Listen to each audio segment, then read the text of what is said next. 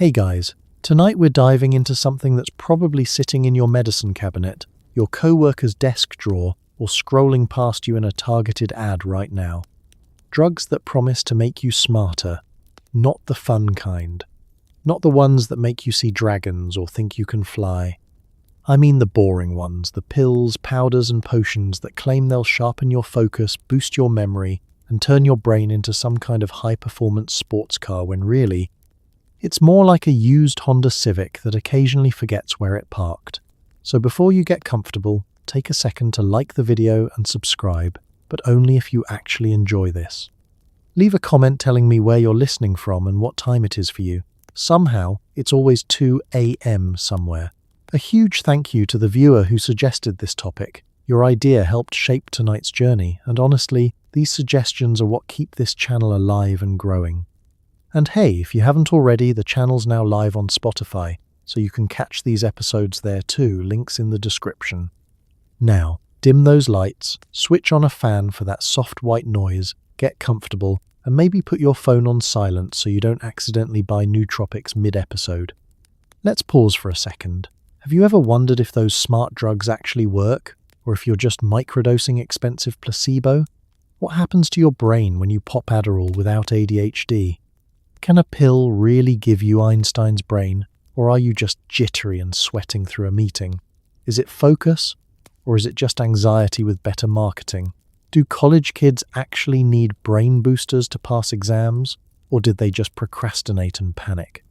And what about long-term effects? Are we all going to be 65 with scrambled neurons because we wanted to finish a PowerPoint on time? And now, congratulations! You've just entered the world of cognitive enhancement, biohacking, and pharmaceutical optimism. It's the year 2026. You've got a bottle of something that promises mental clarity, laser focus, and superhuman productivity. You also have no idea what it's actually doing inside your skull. Good luck. Let's start with the sales pitch, because boy, is it seductive.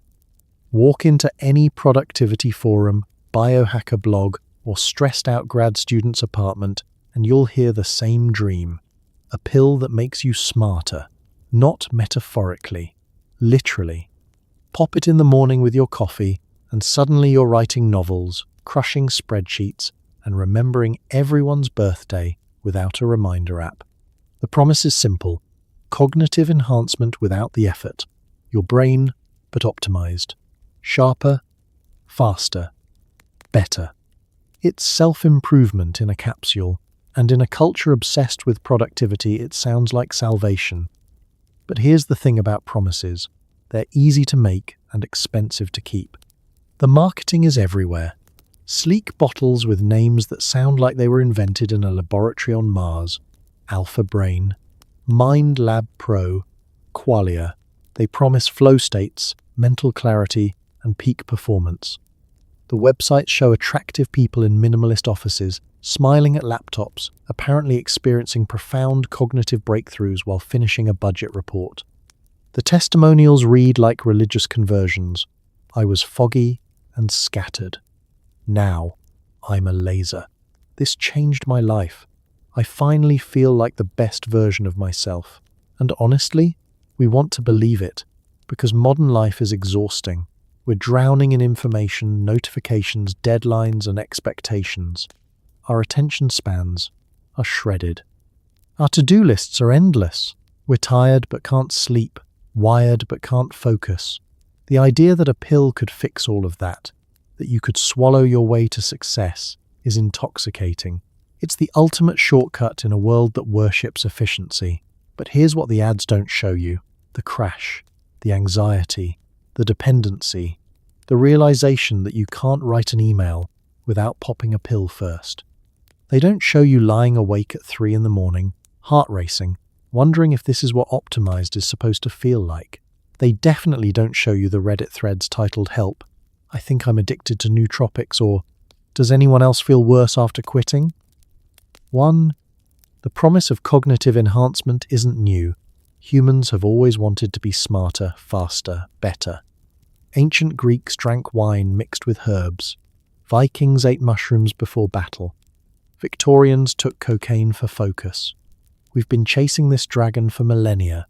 The only difference now is we've dressed it up in science, slapped an FDA disclaimer on it, and convinced ourselves this time it's different. This time it's safe. This time it's just optimization. But here's the uncomfortable truth buried beneath the promise.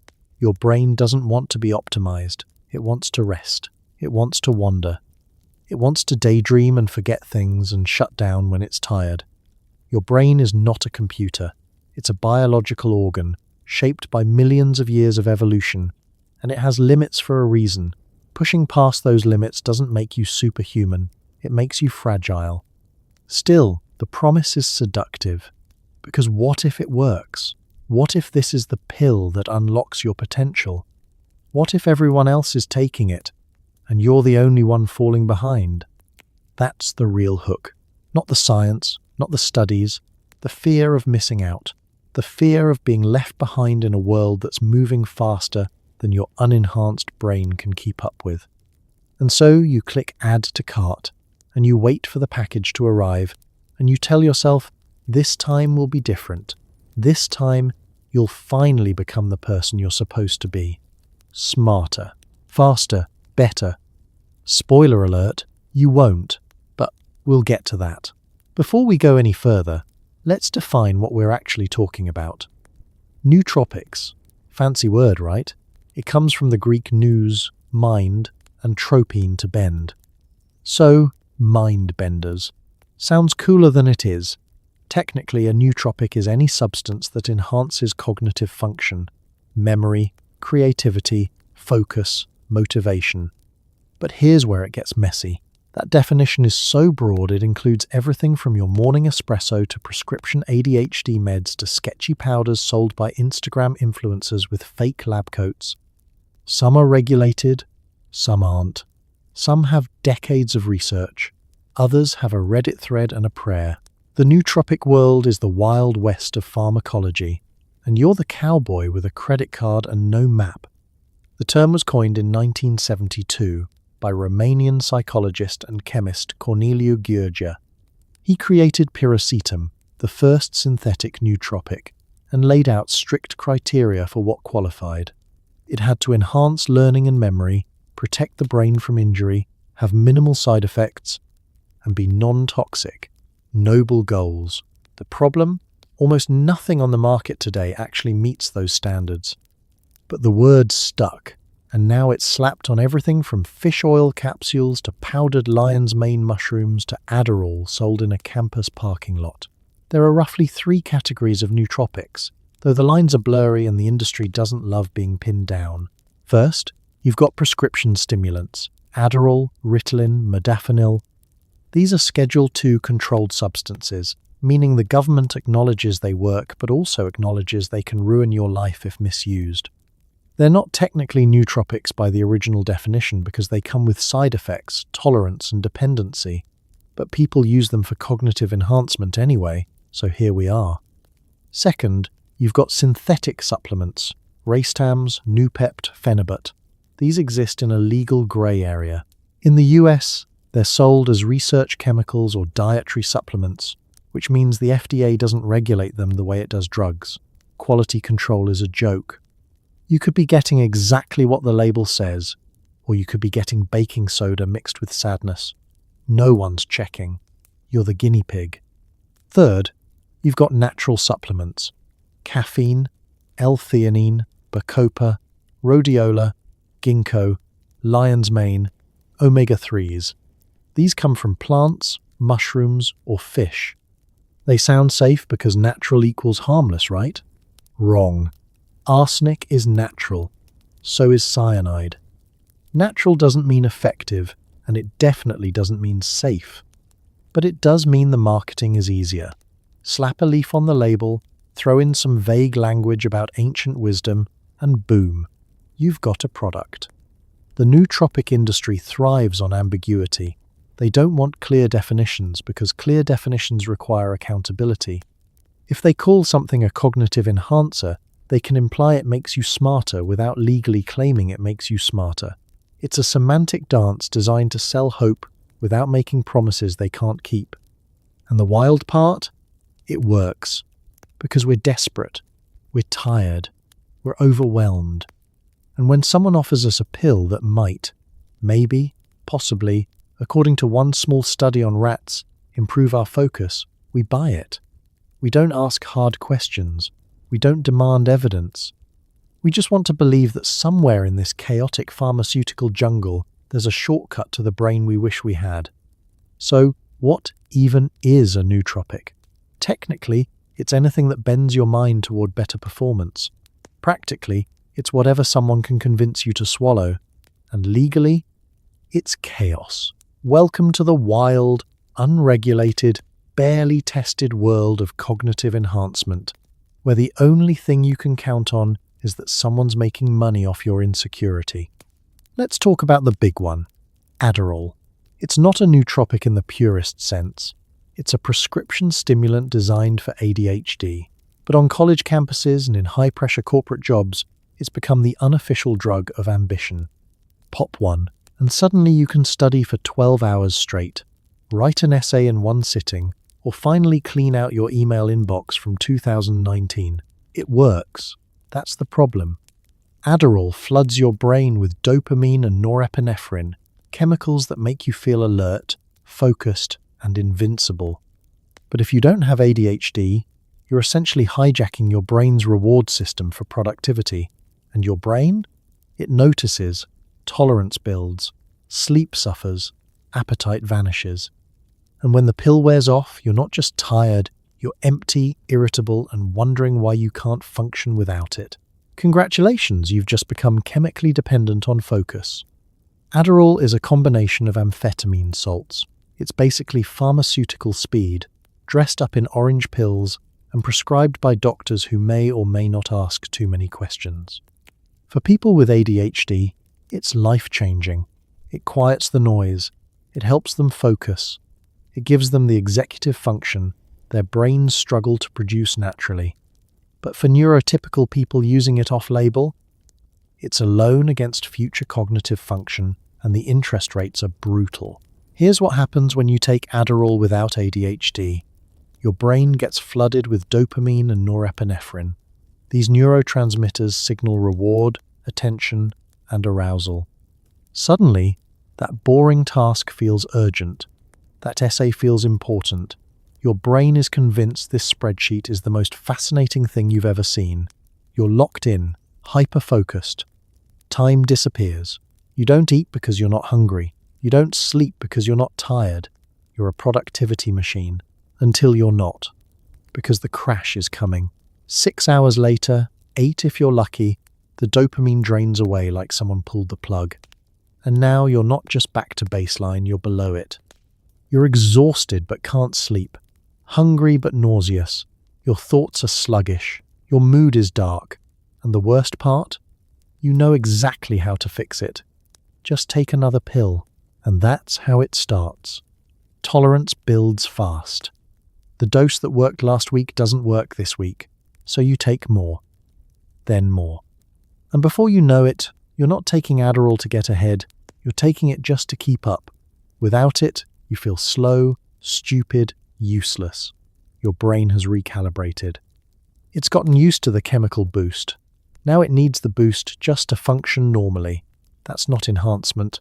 That's dependency. And then there are the side effects. Jaw clenching, heart palpitations, insomnia, anxiety that feels like your chest is full of bees. Some people lose weight because they forget to eat. Others develop obsessive behaviors, cleaning the same counter for an hour, reorganizing files that don't need organizing, scrolling Twitter for 3 hours while convinced they're being productive. The long-term effects, we don't fully know. Adderall's been studied extensively in children with ADHD, but healthy adults using it off-label for years, that's a different story. There are concerns about cardiovascular strain, changes in brain chemistry, and the psychological toll of feeling like you can't function without a pill. Some users report anhedonia, the inability to feel pleasure after prolonged use. The brain's reward system gets so fried that nothing feels good anymore unless you're on the drug. But none of that stops people from taking it. Because in a world that equates productivity with worth, Adderall feels like survival. It's not about getting high. It's about keeping up. It's about meeting deadlines, impressing bosses, staying competitive in a system that demands more than you can give. Adderall is the academic steroid, and just like steroids, it works until it doesn't, and by the time you realize the cost, you're already hooked. If Adderall is the academic steroid, Modafinil is the CEO's cheat code. Originally developed to treat narcolepsy, it's now the darling of Silicon Valley, beloved by entrepreneurs, programmers, and anyone trying to function on 4 hours of sleep and venture capital fumes. Modafinil doesn't make you jittery like Adderall. It just keeps you awake, alert, focused, for hours, sometimes 12, sometimes 16. It's like your brain forgot what tired feels like. Sounds great, right? Except your brain didn't forget. You just chemically muted the alarm bells. Modafinil messes with orexin, histamine, and dopamine. Basically, it rewires how your brain regulates wakefulness. And while you're coding at 3 a.m., feeling like a genius, your body is quietly screaming for rest. Long-term use? We don't really know. It's still being studied. But hey, at least you finished that pitch deck. Modafinil was approved by the FDA in 1998 for narcolepsy, a condition where people fall asleep randomly during the day. It works by promoting wakefulness without the jittery overstimulation of traditional stimulants. It doesn't flood you with dopamine the way Adderall does. Instead, it gently nudges your brain to stay alert by affecting multiple neurotransmitter systems: orexin, which regulates arousal, histamine, which keeps you awake, and dopamine, which governs motivation and reward. The result? You feel awake, clear-headed, calm but focused. There's no euphoria, no rush, no high. You're just on, and you stay on, for hours. People report working 12-hour shifts without fatigue, pulling all-nighters without crashing, staying sharp through marathon meetings and cross-country flights. It's productivity in pill form, and Silicon Valley fell in love. The military loved it too. The US Air Force gave Modafinil to pilots on long missions. Soldiers used it to stay alert during extended operations. It became the go-to drug for anyone who needed to function beyond normal human limits. And unlike Adderall, it didn't come with the same stigma. It wasn't speed. It was a wakefulness agent. Totally different, totally safe. Right? Here's the problem. Modafinil doesn't eliminate the need for sleep. It just masks it. Your body still needs rest to repair cells, consolidate memories, clear metabolic waste from your brain. When you skip sleep, those processes don't happen. You're running on fumes and Modafinil is just numbing the warning lights. You feel fine. You think you're fine. But your brain is slowly deteriorating. Cognitive performance actually declines with chronic sleep deprivation, even if you don't feel tired. Decision-making suffers. Creativity tanks. Emotional regulation falls apart. And then there are the side effects. Headaches, nausea, insomnia. Ironic, right? You take a drug to stay awake, and then you can't sleep even when you want to. Some people report anxiety, irritability, and a weird emotional flatness. You're awake, but you're not happy. You're functional, but you're not human. You're a productivity robot running on code instead of rest. Long-term effects are still murky. Modafinil's been around for less than 30 years, and most studies focus on short-term use in people with sleep disorders. Healthy people using it off-label for years? We're the experiment. There are concerns about dependency, not the craving kind, but the functional kind. You start relying on it to feel normal. Without it, you're sluggish, foggy, unmotivated. Your baseline shifts. You've chemically raised the bar, and now your natural state feels subpar. But Silicon Valley doesn't care, because in a culture that glorifies hustle, sleep is a liability. Rest is weakness. And Modafinil is the drug that lets you opt out of being human. You can work longer, sleep less, and still show up to the investor meeting looking sharp. It's the ultimate performance enhancer for the knowledge economy, where your brain is your product and downtime is lost revenue. So yes, Modafinil works. It keeps you awake. It keeps you focused, but it doesn't make you smarter. It just makes you ignore the signals that tell you to stop. And in a world that rewards overwork, that's exactly what we're looking for. Not wisdom, not health, just the ability to keep going, no matter the cost. Welcome to the future. Sleep optional. Humanity sold separately. Ritalin is Adderall's quieter cousin. Same family, stimulants, but slightly different chemical structure. Methylphenidate instead of amphetamine. It's prescribed to kids with ADHD to help them sit still and focus in class. But somehow, it's also ended up in the hands of lawyers cramming for the bar, medical students pulling all-nighters, and office workers who just want to stop zoning out during Zoom calls.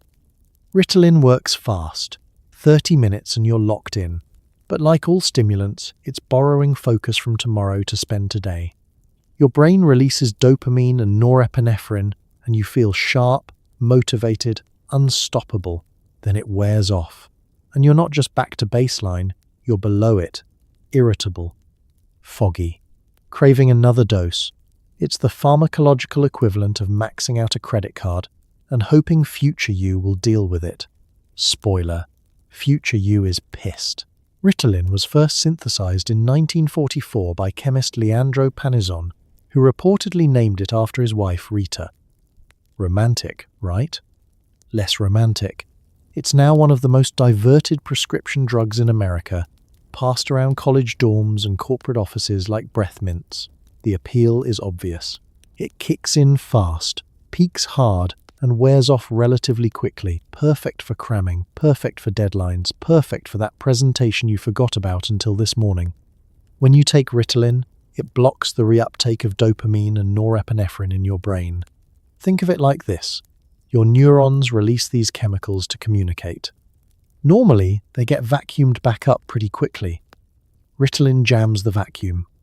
Suddenly, dopamine and norepinephrine are flooding your synapses, and your brain is screaming, "Pay attention. This matters. Focus now. Everything feels urgent. Everything feels important. That email you've been avoiding for 3 weeks? Suddenly critical. That boring spreadsheet? Fascinating." For people with ADHD, this is corrective. Their brains naturally struggle to regulate these neurotransmitters, and Ritalin brings them up to baseline. For neurotypical people, it's rocket fuel. You're not reaching normal, you're exceeding it. You're hyper-focused, hyper-motivated, hyper-everything. And it feels amazing, until it doesn't.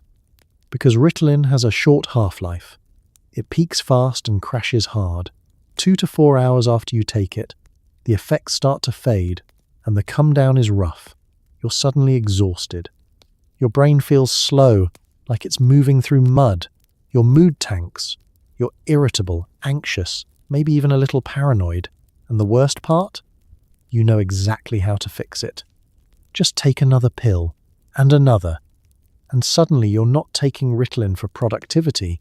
You're taking it to avoid feeling like garbage. Tolerance builds quickly. The dose that worked last month doesn't work this month. So you take more. Then you start taking it earlier in the day. Then you take it on weekends. Then you realize you haven't gone a single day without it in 6 months. And you can't remember what your natural baseline even feels like anymore. That's dependency. Not the dramatic, needle-in-the-arm kind. The quiet, functional kind. The kind where you genuinely believe you need it to be competent. And the side effects? They pile up. Insomnia, obviously, you're taking a stimulant, and then you're surprised you can't sleep. Appetite suppression. Some people lose dangerous amounts of weight because they simply forget to eat. Heart palpitations. Anxiety that feels like your chest is full of angry hornets. Some users report paranoia, especially at higher doses. You start thinking your co-workers are judging you, or that your boss is about to fire you, or that everyone can tell you're on something. Long-term use raises even more concerns. There's evidence that chronic stimulant use can alter brain structure, particularly in areas related to reward processing and emotional regulation. Your brain adapts to the constant dopamine flood by down-regulating receptors. Now you need the drug just to feel normal levels of motivation and pleasure. Without it, everything feels flat, grey, pointless. That's not enhancement. That's chemical dependency with a prescription label. But here's the thing, Ritalin works. That's the tragedy. It genuinely improves focus and productivity in the short term. So people keep taking it, even as the costs mount. Even as they realize they're not productive, they're just chemically propped up. Even as they lie awake at 3 a.m., heart racing, wondering if this is what success is supposed to feel like. Ritalin promises you focus. What it delivers is a Faustian bargain. You can have today's productivity, but you'll pay for it with tomorrow's well-being. And the bill always comes due. Let's not pretend we're better than this. Caffeine is the world's most widely used psychoactive drug, and we're all on it. Coffee, tea, energy drinks, pre-workout. That weird gum that tastes like battery acid. We don't even think of it as a drug anymore, it's just morning. But caffeine is absolutely a cognitive enhancer. It blocks adenosine receptors in your brain, which delays the feeling of tiredness. It boosts dopamine and adrenaline. Suddenly, you're awake, alert, and mildly optimistic about the day. The problem? Your brain adapts. Fast. Drink coffee every day, and your brain just makes more adenosine receptors. Now you need coffee just to feel normal. Skip it, and you get headaches, irritability, and the emotional stability of a sleep-deprived toddler. You're not enhancing cognition anymore. You're just maintaining baseline. Welcome to chemical dependence, socially acceptable addition. Caffeine is so normalized we forget it's a drug.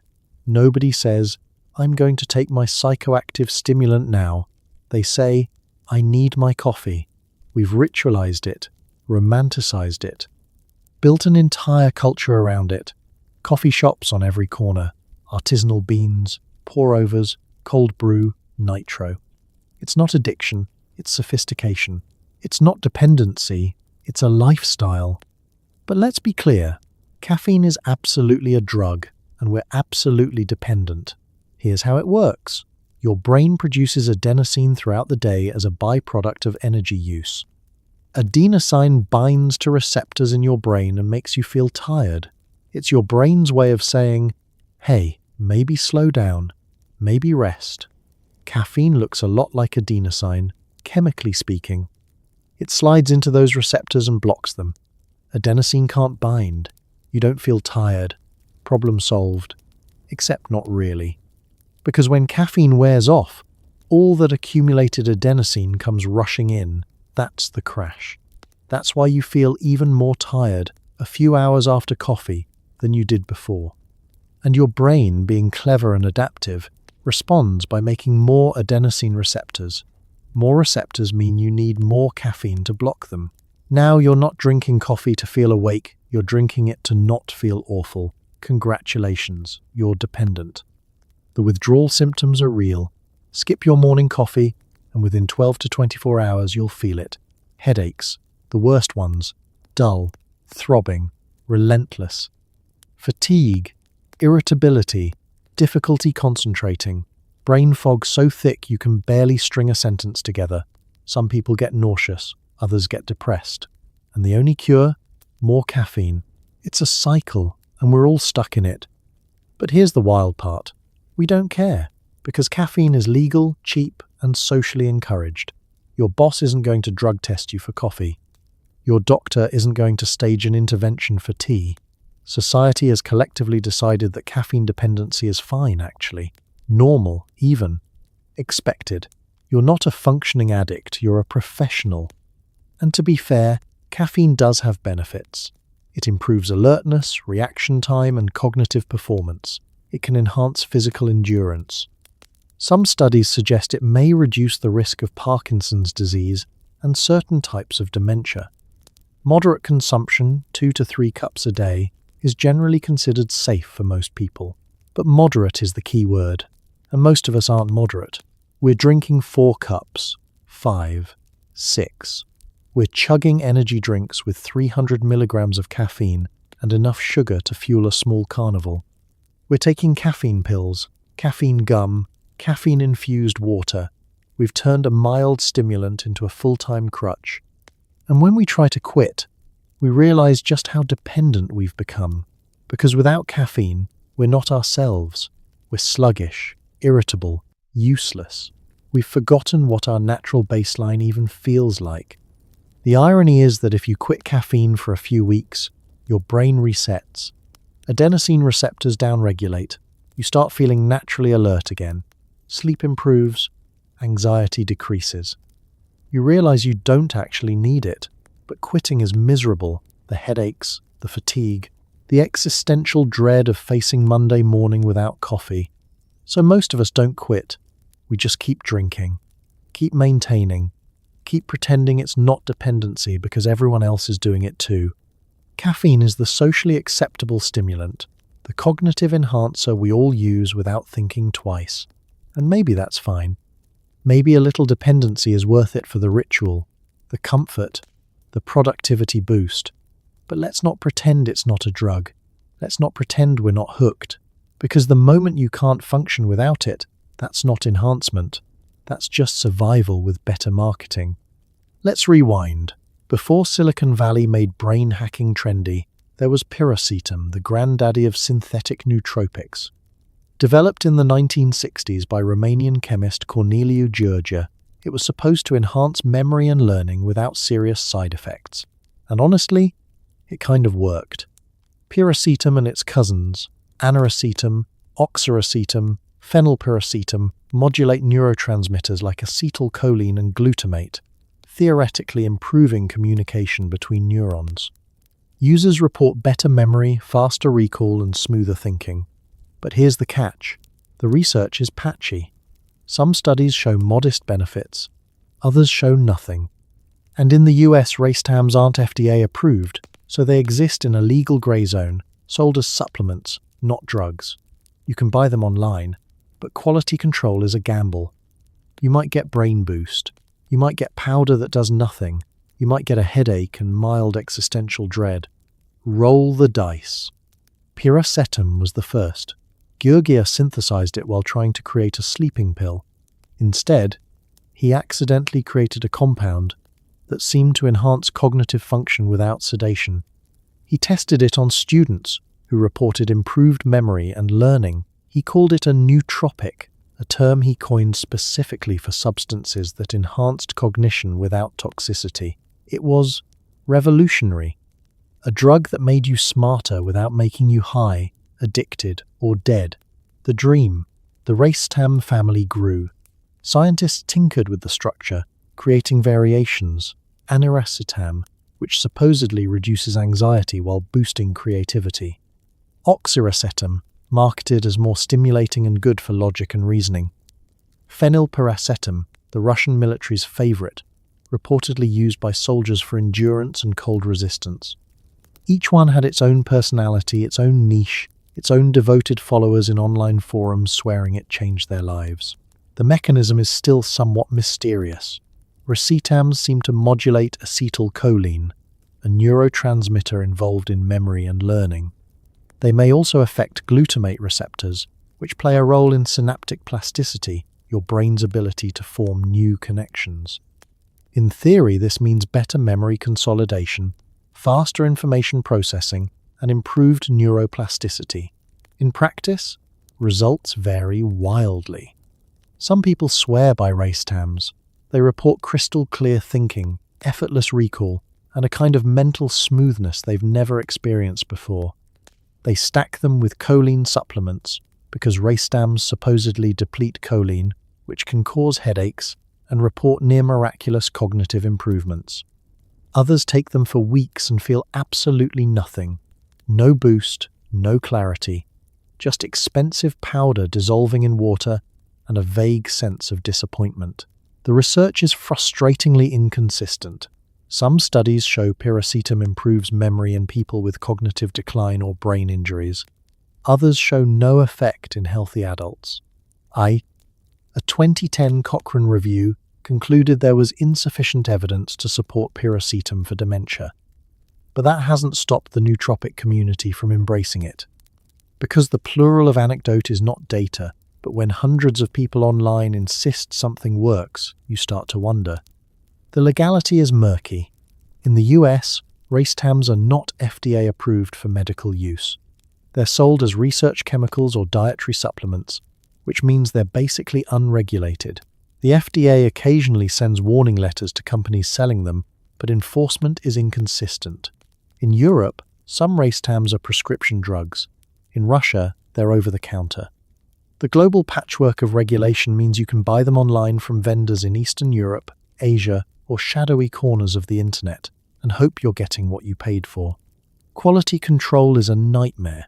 Without regulation, there's no guarantee that what's in the bag matches what's on the label. You could be getting pure piracetam. You could be getting piracetam mixed with fillers. You could be getting something else entirely. There's no oversight, no testing, no accountability. You're trusting a random vendor on the internet to sell you a brain chemical. What could go wrong? Side effects are generally mild, headaches mostly, which is why people stack racetams with choline. Some users report insomnia, anxiety, or irritability at higher doses. But compared to prescription stimulants, racetams are pretty benign. The problem isn't that they're dangerous, it's that they might not do anything at all.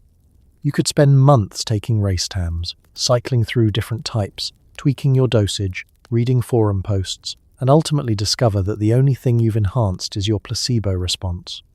And that's fine, honestly. Placebo works, but it's a lot cheaper to just believe in yourself without the powder. Not all nootropics are about cranking your brain into overdrive. Some are about smoothing out the ride. Enter L-theanine, an amino acid found naturally in tea, especially green tea. It doesn't make you smarter or faster. It makes you calm, focused, like your brain just exhaled. L-theanine increases alpha brainwaves, which are associated with relaxed alertness. It also boosts GABA, serotonin, and dopamine, chemicals that regulate mood and stress. Pair it with caffeine, and you get the focus without the jitters. It's the internet's favorite combo. Coffee plus L-theanine equals productivity zen. Does it work? Kind of. It won't make you a genius, but it might stop you from spiraling into anxiety while trying to be one. And honestly, in a world of overstimulation and burnout, calm focus might be the smartest drug of all. L-theanine has been consumed for thousands of years, mostly in tea. Buddhist monks drank it before meditation because it promoted calm alertness, awake but not wired, focused but not tense. It's one of the reasons tea feels different from coffee. Coffee jacks you up, tea centers you, and L-theanine is why. The science backs it up. L-theanine crosses the blood-brain barrier and affects neurotransmitter levels. It increases alpha waves, which are associated with a relaxed but alert mental state. Think, flow. It also modulates GABA, the brain's primary inhibitory neurotransmitter, which calms neural activity. At the same time, it boosts serotonin and dopamine, which improve mood and motivation. The result? You feel calm but not drowsy, focused but not anxious. It's the opposite of a stimulant, but it's not a sedative either. It's balanced. The internet discovered L-theanine a few years ago and immediately paired it with caffeine. The logic is simple. Caffeine gives you energy and focus, but it also makes you jittery and anxious. L-theanine smooths that out. It's like adding a shock absorber to your brain. You get the alertness without the crash, the motivation without the panic. Reddit and biohacking forums are full of people swearing by the combo. 200 milligrams of caffeine, 100 to 200 milligrams of L-theanine every morning. Productivity gold. Does it work? Yeah, kind of. Studies show that L-theanine combined with caffeine improves attention, accuracy, and reaction time more than caffeine alone. It reduces the subjective feeling of jitteriness and helps you stay focused for longer periods. It's not a miracle, but it's noticeable. You feel smoother, more in control, less like your brain is a caffeinated hamster on a wheel. The beauty of L-theanine is that it's gentle. There's no crash, no tolerance, no dependency. You can take it every day or skip it entirely, and your brain doesn't freak out. It's one of the few nootropics with almost no downside. The worst you'll get is maybe some mild drowsiness at very high doses, But even that's rare. It's safe, well-researched, and actually works, which, in the world of nootropics, is shockingly rare. That said, it's not going to transform your life. L-theanine won't make you finish a novel or ace the MCAT. It won't unlock hidden genius or cure procrastination. What it will do is make you feel a little less frazzled, a little more present, a little better equipped to handle the chaos of modern life without losing your mind. And, honestly, that might be more valuable than any cognitive boost. The market has caught on. Now you can buy L-theanine in capsules, powders, gummies, even combined with caffeine in ready-made supplements. It's marketed as a stress reliever, a focus enhancer, a mood stabilizer. And for once, the marketing isn't completely lying. L-theanine does those things. Gently, subtly, without fireworks or side effects or the looming threat of dependency.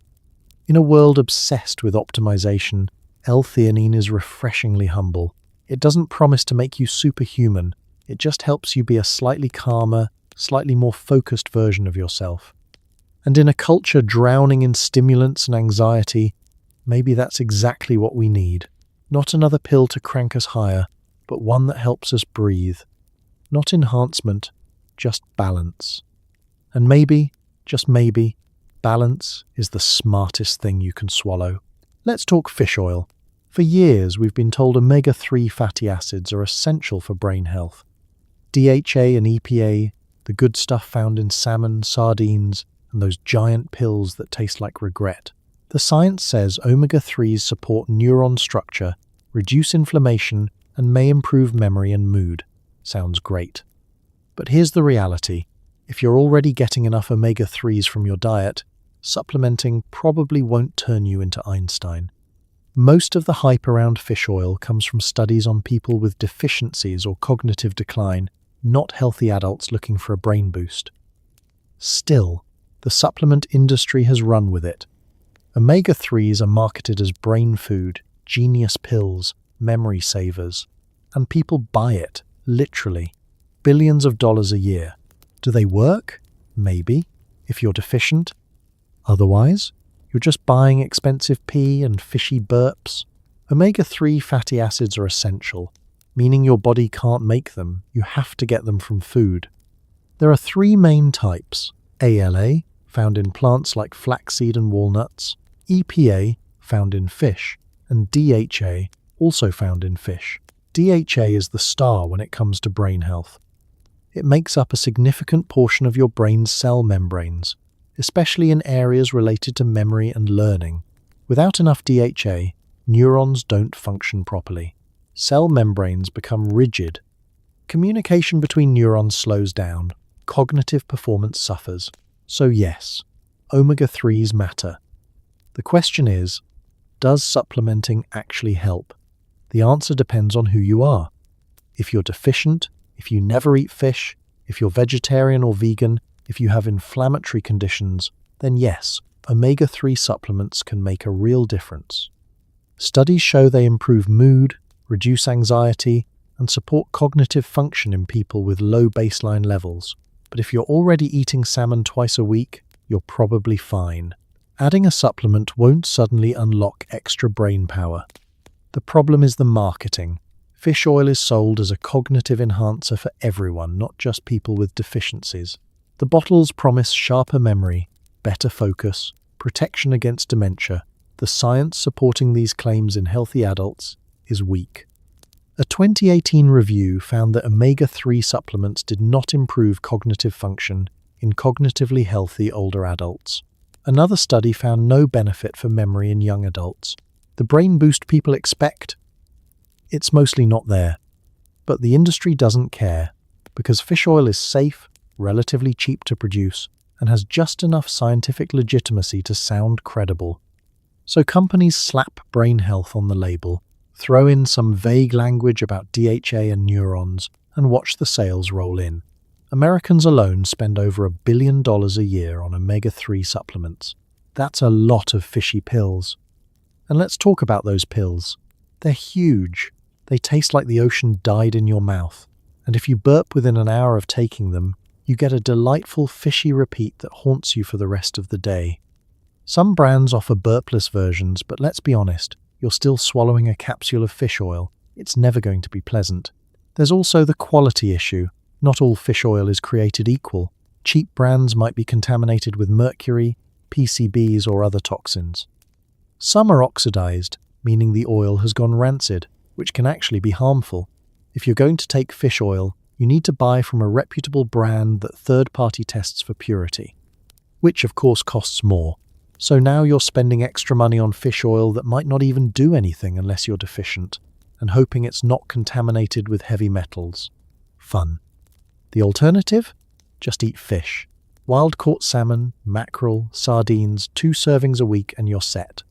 You get omega-3s in their natural form, along with protein, vitamins and minerals. No pills, no burps, no wondering if you're wasting money. But that's not sexy. That's not a hack. That's just food. And, in a culture obsessed with shortcuts, telling people to eat their vegetables, or in this case, their fish, doesn't sell. So here's the truth. Omega-3s are important, but unless you're deficient, supplementing probably won't make you smarter. It might support long-term brain health, which is great. But it won't help you pass the bar or finish that novel. It's maintenance, not enhancement. And if you're looking for a quick cognitive boost, fish oil is not your answer. Save your money. Eat a salmon fillet, skip the fishy burps, and accept that not every brain health trend is actually going to change your life. Bacopa monnieri has been used in Ayurvedic medicine for over 3,000 years, so clearly it's doing something. Traditionally, it was used to improve memory, reduce anxiety, and enhance learning. Modern research mostly backs this up. Sort of. Studies show Bacopa can improve memory retention and processing speed, but it takes weeks to kick in. This isn't a pop-and-go nootropic. It's slow, cumulative, and subtle. The active compounds, called bacosides, seem to promote neuron communication and protect against oxidative stress. Great. But here's the thing. The effects are mild. You're not going to take Bacopa and suddenly ace the LSAT. You might remember where you put your keys slightly more often. Maybe. If you take it consistently, for 3 months. It's the nootropic equivalent of eating your vegetables. Probably good for you, definitely not exciting. Bacopa monnieri is a creeping herb that grows in wetlands across India and Southeast Asia. In Ayurveda, it's classified as a Medhya Rasayana, which translates roughly to rejuvenator of the mind. Ancient texts describe it as a remedy for forgetfulness, anxiety, and poor concentration. Monks and scholars reportedly used it to enhance memory and mental clarity during long periods of study. So the historical pedigree is solid. Modern science has investigated these claims, and the results are cautiously optimistic. Multiple studies show that Bacopa improves memory retention, particularly in older adults. One 12-week study found that participants taking Bacopa scored better on tests of delayed recall and reduced forgetting. Another study showed improvements in information processing speed and working memory. The effects are real, but they're modest. We're talking 10 to 15% improvements, not superhuman recall. The mechanism seems to involve bacosides, the active compounds in Bacopa. These chemicals appear to enhance synaptic communication by increasing dendritic branching, basically, helping neurons grow more connections. They also have antioxidant properties, which protect brain cells from oxidative damage. In theory, this supports long-term brain health and resilience. But it's not a quick fix. Bacopa takes time. Most studies show effects emerging after 6 to 12 weeks of consistent use. That's the problem. In a world where people want instant results, Bacopa is frustratingly slow. You can't take it before an exam and expect a boost. You have to take it every day for months and hope that eventually you notice you're slightly sharper. Maybe. The improvement is so gradual that you might not even realize it's happening, which makes it hard to know if it's working or if you've just convinced yourself it is. Side effects are generally mild. Some people report digestive upset, nausea, cramping, diarrhea, especially at higher doses. It can also be slightly sedating, which is ironic for something marketed as a cognitive enhancer. Some users report fatigue or brain fog when they first start taking it. The advice is usually to start with a low dose and build up slowly, which adds even more time before you see results. The research also has limitations. Many studies are small, short-term, or conducted on specific populations like elderly people with cognitive decline. The evidence in healthy young adults is thinner. Some studies show benefits, others show nothing. As with most nootropics, your mileage may vary. But here's what Bacopa does well. It's safe. You can take it for months without serious side effects. It's well tolerated, extensively studied in traditional medicine, and unlikely to cause dependency or tolerance. If you're looking for a gentle, long-term cognitive support supplement, Bacopa is a solid choice. It won't make you a genius, but it might help your brain age a little better. It might make memory consolidation slightly smoother. It might reduce anxiety, just enough to help you focus. The marketing, of course, oversells it. Bacopa is packaged as a memory enhancer, a brain booster, a secret weapon for students and professionals. The reality is more humble. It's a slow-acting herb that may, over time, provide modest cognitive benefits, particularly for memory. It's not exciting. It's not dramatic. It's the nootropic equivalent of flossing, boring, unglamorous, but probably good for you in the long run. So if you have the patience, the discipline, and the willingness to wait months for subtle effects, Bacopa might be worth trying. But if you're looking for a quick fix, a dramatic boost, or anything remotely exciting, keep looking. Bacopa is ancient, traditional, and thoroughly unsexy. And maybe that's exactly what real brain health looks like. Not a pill that changes everything overnight, but a slow, steady practice that supports you over time. Not enhancement, just care. Ginkgo biloba is one of the oldest living tree species on Earth, and it's been used in traditional Chinese medicine for centuries. The claim? It boosts memory, improves blood flow to the brain, and protects against cognitive decline. Sounds amazing. The reality? The evidence is shaky. Some studies show mild improvements in memory and attention, especially in older adults. Others show absolutely nothing. A massive 2011 study found ginkgo didn't prevent dementia or cognitive decline in healthy elderly people. Oops. But the supplement industry doesn't care. Ginkgo is still marketed as a brain booster, a memory enhancer, a miracle leaf. People buy it, people take it, and most people probably don't notice a difference. But hey, placebo effect is real, and if you think it's working, maybe it is, just not in the way the bottle promised. Ginkgo biloba trees have survived for over 200 million years. They outlived the dinosaurs. They survived the Ice Age. One even survived the atomic bomb dropped on Hiroshima, sprouting new growth from its charred trunk. If resilience were transferable, ginkgo would be the ultimate brain supplement. Unfortunately, that's not how chemistry works. The proposed mechanism is simple. Ginkgo is supposed to improve blood circulation, including to the brain. Better blood flow means more oxygen and nutrients reaching your neurons, which theoretically supports cognitive function. Ginkgo also contains antioxidants called flavonoids and terpenoids, which might protect brain cells from oxidative damage. It sounds plausible. It sounds scientific. And for decades, people believed it.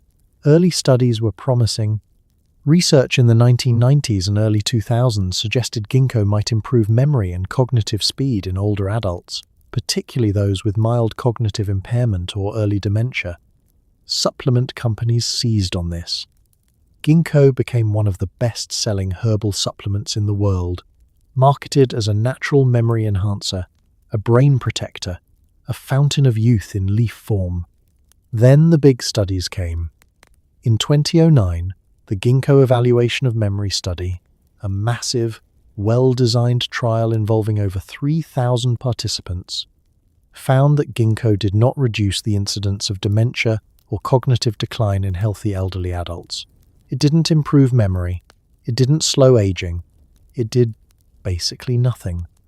A 2012 Cochrane review reached the same conclusion. insufficient evidence to support ginkgo for cognitive enhancement or dementia prevention. But here's the thing. Those negative results barely made a dent in sales. Because the supplement industry isn't bound by the same rules as pharmaceuticals, they don't have to prove efficacy. Thank you for watching.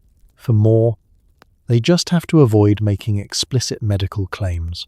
So instead of saying ginkgo prevents Alzheimer's, they say supports brain health or promotes mental clarity. Legally safe, scientifically meaningless. Some people swear it works. They report sharper thinking, better memory, improved focus. And you know what? Maybe it does work for them. Placebo is powerful, especially for subjective experiences like mental clarity. If you believe ginkgo is helping, you might pay more attention, feel more confident, and perform better as a result. The pill didn't do it, you did, but the pill gets the credit. There are also side effects, though they're generally mild. Ginkgo can thin your blood, which is problematic if you're already on blood thinners or about to have surgery. It can cause headaches, dizziness, upset stomach. Some people report allergic reactions, and in rare cases, it can increase the risk of bleeding, particularly in the brain. So, this ancient, natural supplement isn't as harmless as it seems. The quality issue looms large too. Ginkgo supplements vary wildly in potency and purity. Some contain standardized extracts with consistent levels of active compounds. Others contain who knows what. Without regulation, you're gambling every time you buy a bottle.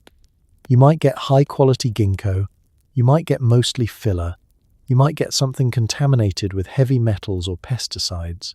Good luck. So what's the verdict? If you're a healthy adult looking for a cognitive boost, ginkgo probably won't help. The evidence just isn't there. If you're older and experiencing mild cognitive decline, it might, maybe, provide a small benefit. But the research is mixed and the effects are modest at best. If you're taking it because you believe it works and it makes you feel better, that's fine. Placebo counts. But don't expect miracles. Ginkgo biloba is a survivor. It's outlasted empires, ice ages, and atomic bombs. But it hasn't outlasted rigorous scientific scrutiny. The memory tree might not actually improve your memory. The brain booster might not actually boost your brain. And the miracle leaf might just be a very old, very resilient tree that we've projected our hopes onto. Sometimes ancient doesn't mean effective. Sometimes it just means old. Rhodiola rosea is an adaptogen, which means it helps your body adapt to stress. It grows in cold, mountainous regions and has been used for centuries in Russia and Scandinavia to combat fatigue and boost resilience. The science? Decent, actually. Rhodiola seems to reduce cortisol, improve mood, and enhance mental performance under stress. It's not going to make you smarter, but it might stop stress from making you dumber. Think of it as cognitive armor. It doesn't sharpen the sword, but it keeps the shield up. Athletes, shift workers, and anyone dealing with chronic stress swear by it. Does it work? For some people, yes. For others, it's just expensive tea. Like most nootropics, your mileage may vary. But if your brain feels fried from stress, rhodiola might be worth a shot. Just don't expect miracles. Expect slightly less burnout, which, honestly, is kind of a miracle in itself. Rhodiola rosea has a long history in folk medicine. Vikings used it for strength and endurance. Siberian shamans used it to survive brutal winters. Russian cosmonauts and Olympic athletes allegedly took it to enhance performance and resilience. In traditional Chinese medicine, it's been used for centuries to increase energy and longevity. The plant grows in harsh, high-altitude environments, places where survival itself is a daily battle. And that resilience, supposedly, transfers to whoever consumes it. The active compounds are called rosavins and saladrosides. These chemicals seem to modulate the body's stress response by affecting the hypothalamic pituitary adrenal axis, the system that controls cortisol release. Under stress, your body floods with cortisol. Short term, that's fine. It's your fight or flight response. But chronic stress means chronic cortisol, which wrecks your brain. It impairs memory, reduces neuroplasticity, and shrinks the hippocampus. Rhodiola seems to dampen this response, reducing cortisol levels and protecting your brain from stress-induced damage. Research supports this. Studies show rhodiola reduces fatigue, improves mood, and enhances cognitive performance in people under stress. One study found that medical students taking rhodiola during exams reported less mental fatigue and better exam performance. Another study showed night shift doctors taking rhodiola had improved cognitive function and reduced burnout. A 2012 meta-analysis concluded that rhodiola has anti-fatigue effects and can improve mental performance under stressful conditions. But here's the catch. Most of the research focuses on people who are already stressed, fatigued, or burned out. If you're well rested, unstressed, and functioning normally, rhodiola might not do much. It's not a performance enhancer for optimal conditions. It's a buffer for suboptimal ones. It helps you maintain baseline when life is kicking your ass. If life isn't kicking your ass, you probably won't notice much. The effects are subtle. You're not going to take rhodiola and feel a rush of energy or clarity. It's more like the absence of fatigue. You realize at the end of a brutal week that you're not as wrecked as you usually are. You notice you're handling stress slightly better. Your mood is slightly more stable. It's cumulative, gentle, and easy to miss if you're not paying attention. Side effects are generally mild. Some people report jitteriness or agitation, especially at higher doses. It can be mildly stimulating, so taking it late in the day might interfere with sleep. A small percentage of people report dizziness or dry mouth, but compared to prescription stimulants or even caffeine, rhodiola is remarkably gentle. The quality issue, as always, matters. Rhodiola supplements vary in potency. Some are standardized to 3% rosavins and 1% saladrosides, the ratio found in traditional Russian preparations. Others contain unknown amounts of who knows what. You need to buy from reputable brands that third-party test their products. Otherwise, you're just hoping the powder in the capsule matches the label. The real appeal of rhodiola isn't that it makes you superhuman, it's that it helps you stay human when everything is trying to break you. Modern life is relentless. Deadlines, emails, notifications, expectations. Your stress response is constantly activated. Your cortisol is chronically elevated. Your brain is slowly degrading under the weight of it all. Rhodiola doesn't fix the system. It doesn't solve the problem, but it might give you a little breathing room, a little resilience, a little armor against the grind. Is it a miracle? No. Is it scientifically proven? Mostly, yeah. Is it worth trying if you're chronically stressed and exhausted? Probably. Rhodiola won't make you smarter, but it might stop stress from making you dumber. And in a world where burnout is the default, that's not nothing. It's not enhancement, it's protection. And sometimes, protection is exactly what your brain needs. Wait, isn't creatine for muscles? Yes, but also kind of for brains. Creatine is an amino acid that helps produce ATP, the energy currency of cells. It's famous for making muscles bigger and stronger, but your brain also runs on ATP. And when your brain is working hard, thinking, problem-solving, staying awake during another meeting that could have been an email, it needs energy. Enter creatine. Studies show it can improve short-term memory and reasoning skills, especially in people who are sleep-deprived, vegetarian, or mentally exhausted. It's like giving your brain a battery pack. But it's not magic. You're not going to lift your IQ. You're just going to sustain mental effort a little longer, which, for all-nighters, exams, or conference calls, might be exactly what you need. Plus, it's cheap, well-researched, and won't make you jittery. Rare combo in the nootropic world. Creatine's reputation is built on muscle. Bodybuilders, athletes, and gym rats have been taking it for decades. It increases muscle mass, improves strength, and enhances exercise performance. The science is rock solid. Creatine works for muscles. But here's the thing, your brain is made of cells too, and cells need energy, and creatine helps produce energy. So why wouldn't it help your brain? Turns out, it does. Your brain uses massive amounts of ATP, adenosine triphosphate, to function.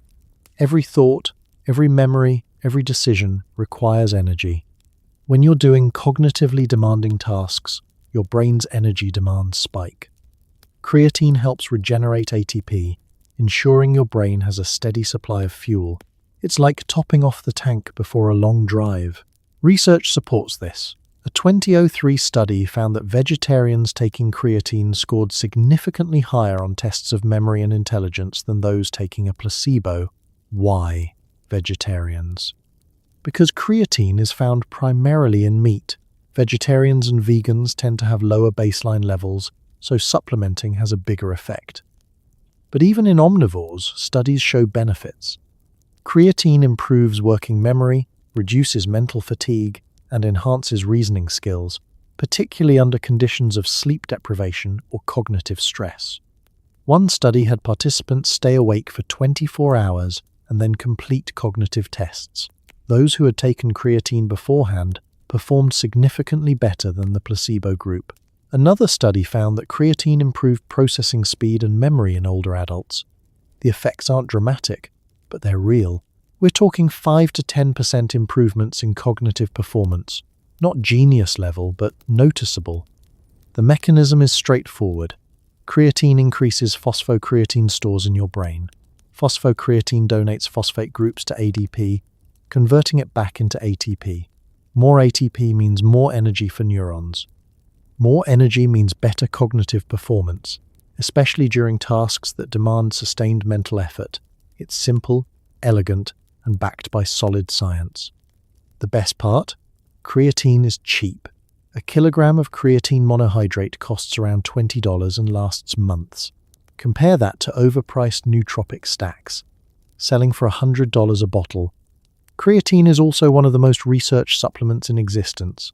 Hundreds of studies, thousands of participants, decades of data. It's safe, effective, and well tolerated. Side effects are minimal. Maybe some water retention, maybe some stomach upset if you take too much at once. That's it. The typical dose is 5 grams per day. Some people do a loading phase of 20 grams per day for a week, then drop to 5 grams for maintenance. But loading isn't necessary. Just take 5 grams daily, and within a few weeks, your brain and muscles will be saturated. You won't feel a rush, you won't feel high. You'll just notice, over time, that you're slightly less mentally fatigued, slightly sharper during long work sessions, slightly better at sustaining focus. Creatine doesn't get the sexy marketing that other nootropics do. There's no sleek branding, no celebrity endorsements, no Instagram influencers sipping creatine lattes. It's just a white powder in a plastic tub, sitting on the shelf next to protein powder, looking boring and unglamorous. But boring works. Unglamorous works. Creatine is the quiet workhorse of cognitive enhancement. No hype, no drama, just results. So if you're looking for a cognitive boost and you're tired of expensive, unproven nootropics, try creatine. It's cheap, it's safe, it's backed by science. And it might just give your brain the energy it needs to get through the day without crashing. Not because it's magic, just because your brain, like your muscles, runs on energy. And sometimes, the simplest solution is the best one. Lion's mane sounds like a fantasy novel ingredient, but it's a real mushroom and it's having a moment. Advocates claim it boosts nerve growth factor, or NGF, which supports neuron health and growth. Basically, it's supposed to help your brain build new connections and repair old ones. The research? Promising but early. Animal studies show lion's mane can improve memory and protect against neurodegeneration. Human studies show mild cognitive improvements, especially in older adults. But we're talking modest gains, not superhuman intelligence. You're not going to eat a mushroom and unlock hidden brain power. You might, however, support long-term brain health. Think of it as an investment, not a quick fix. Plus, it's a mushroom. Even if it doesn't make you smarter, at least it's not meth. Lion's mane, Hericium erinaceus, is a white, shaggy mushroom that looks like a lion's mane, hence the name. It's been used in traditional Chinese medicine for centuries.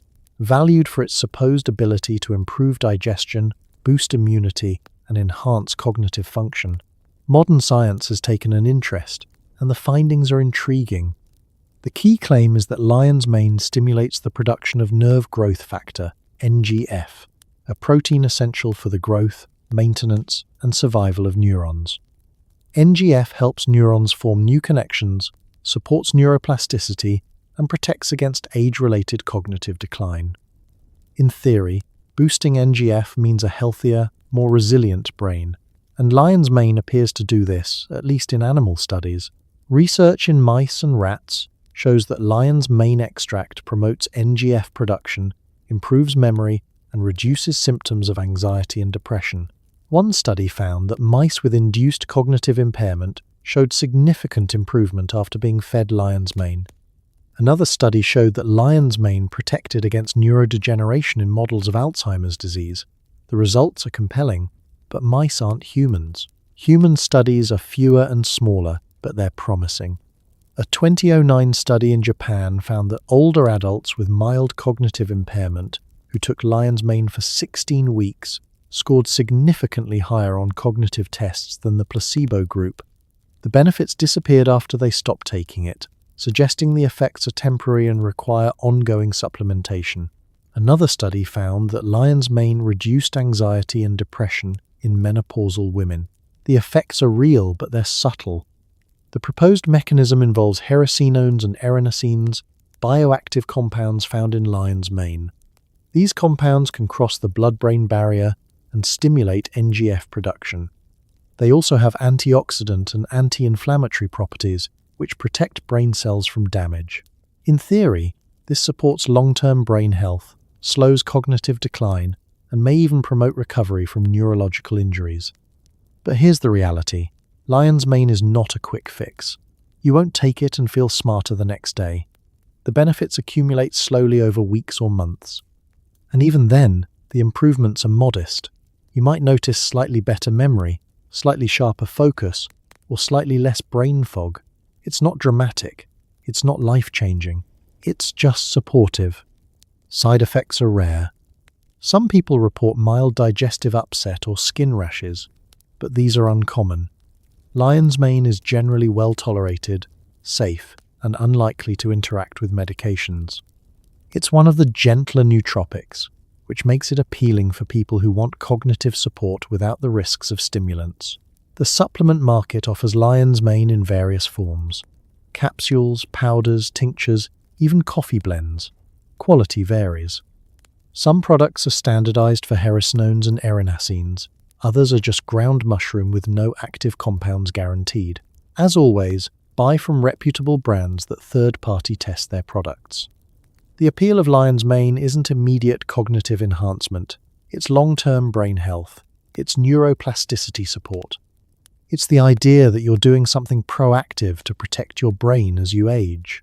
And in a world where dementia and cognitive decline are terrifying realities, that's comforting. Even if the effects are small, even if the science is still emerging, there's value in the belief that you're taking care of your brain. Lion's mane won't make you a genius. It won't help you cram for an exam or finish a project overnight, but it might help your neurons stay healthy. It might support memory as you age. It might give your brain a little extra resilience against the wear and tear of life. And honestly, that's a reasonable goal. Not every nootropic needs to be dramatic. Some can just be gentle, long-term investments in the organ that makes you who you are. And if that organ happens to be supported by a weird-looking mushroom, so be it. Phenibut is where things get sketchy. Developed in Russia in the 1960s, it's technically a GABA analog, meaning it mimics the calming neurotransmitter GABA. It was given to Soviet cosmonauts to reduce anxiety without impairing performance. Cool, right? Except Phenibut is wildly addictive. It crosses the blood-brain barrier, hits GABA receptors hard, and makes you feel calm, social, and confident for a few hours. Then tolerance builds, fast. Users escalate doses, chasing that initial feeling. Withdrawal is brutal: anxiety, insomnia, tremors, panic. In some countries, it's banned. In the US, it's sold as a supplement, no prescription needed. People buy it online to take the edge off or boost social confidence. What they don't realize is they're playing with fire. Phenibut works. That's the problem. It works too well, and your brain becomes dependent before you even notice. If nootropics were a spectrum, Phenibut is on the "why is this legal" end. Phenibut beta-phenyl gamma-aminobutyric acid was synthesized in Leningrad in 1963. It was designed to cross the blood-brain barrier more effectively than regular GABA, which can't penetrate the barrier on its own. The result was a drug that calmed anxiety, improved sleep, and enhanced cognitive function without sedation. It was used by cosmonauts, soldiers, and athletes. It was prescribed for anxiety, insomnia, and PTSD. In Russia, it's still a prescription medication. In the West, it's sold as a dietary supplement. You can buy it on Amazon. You can buy it from nootropic vendors with no questions asked. And people do.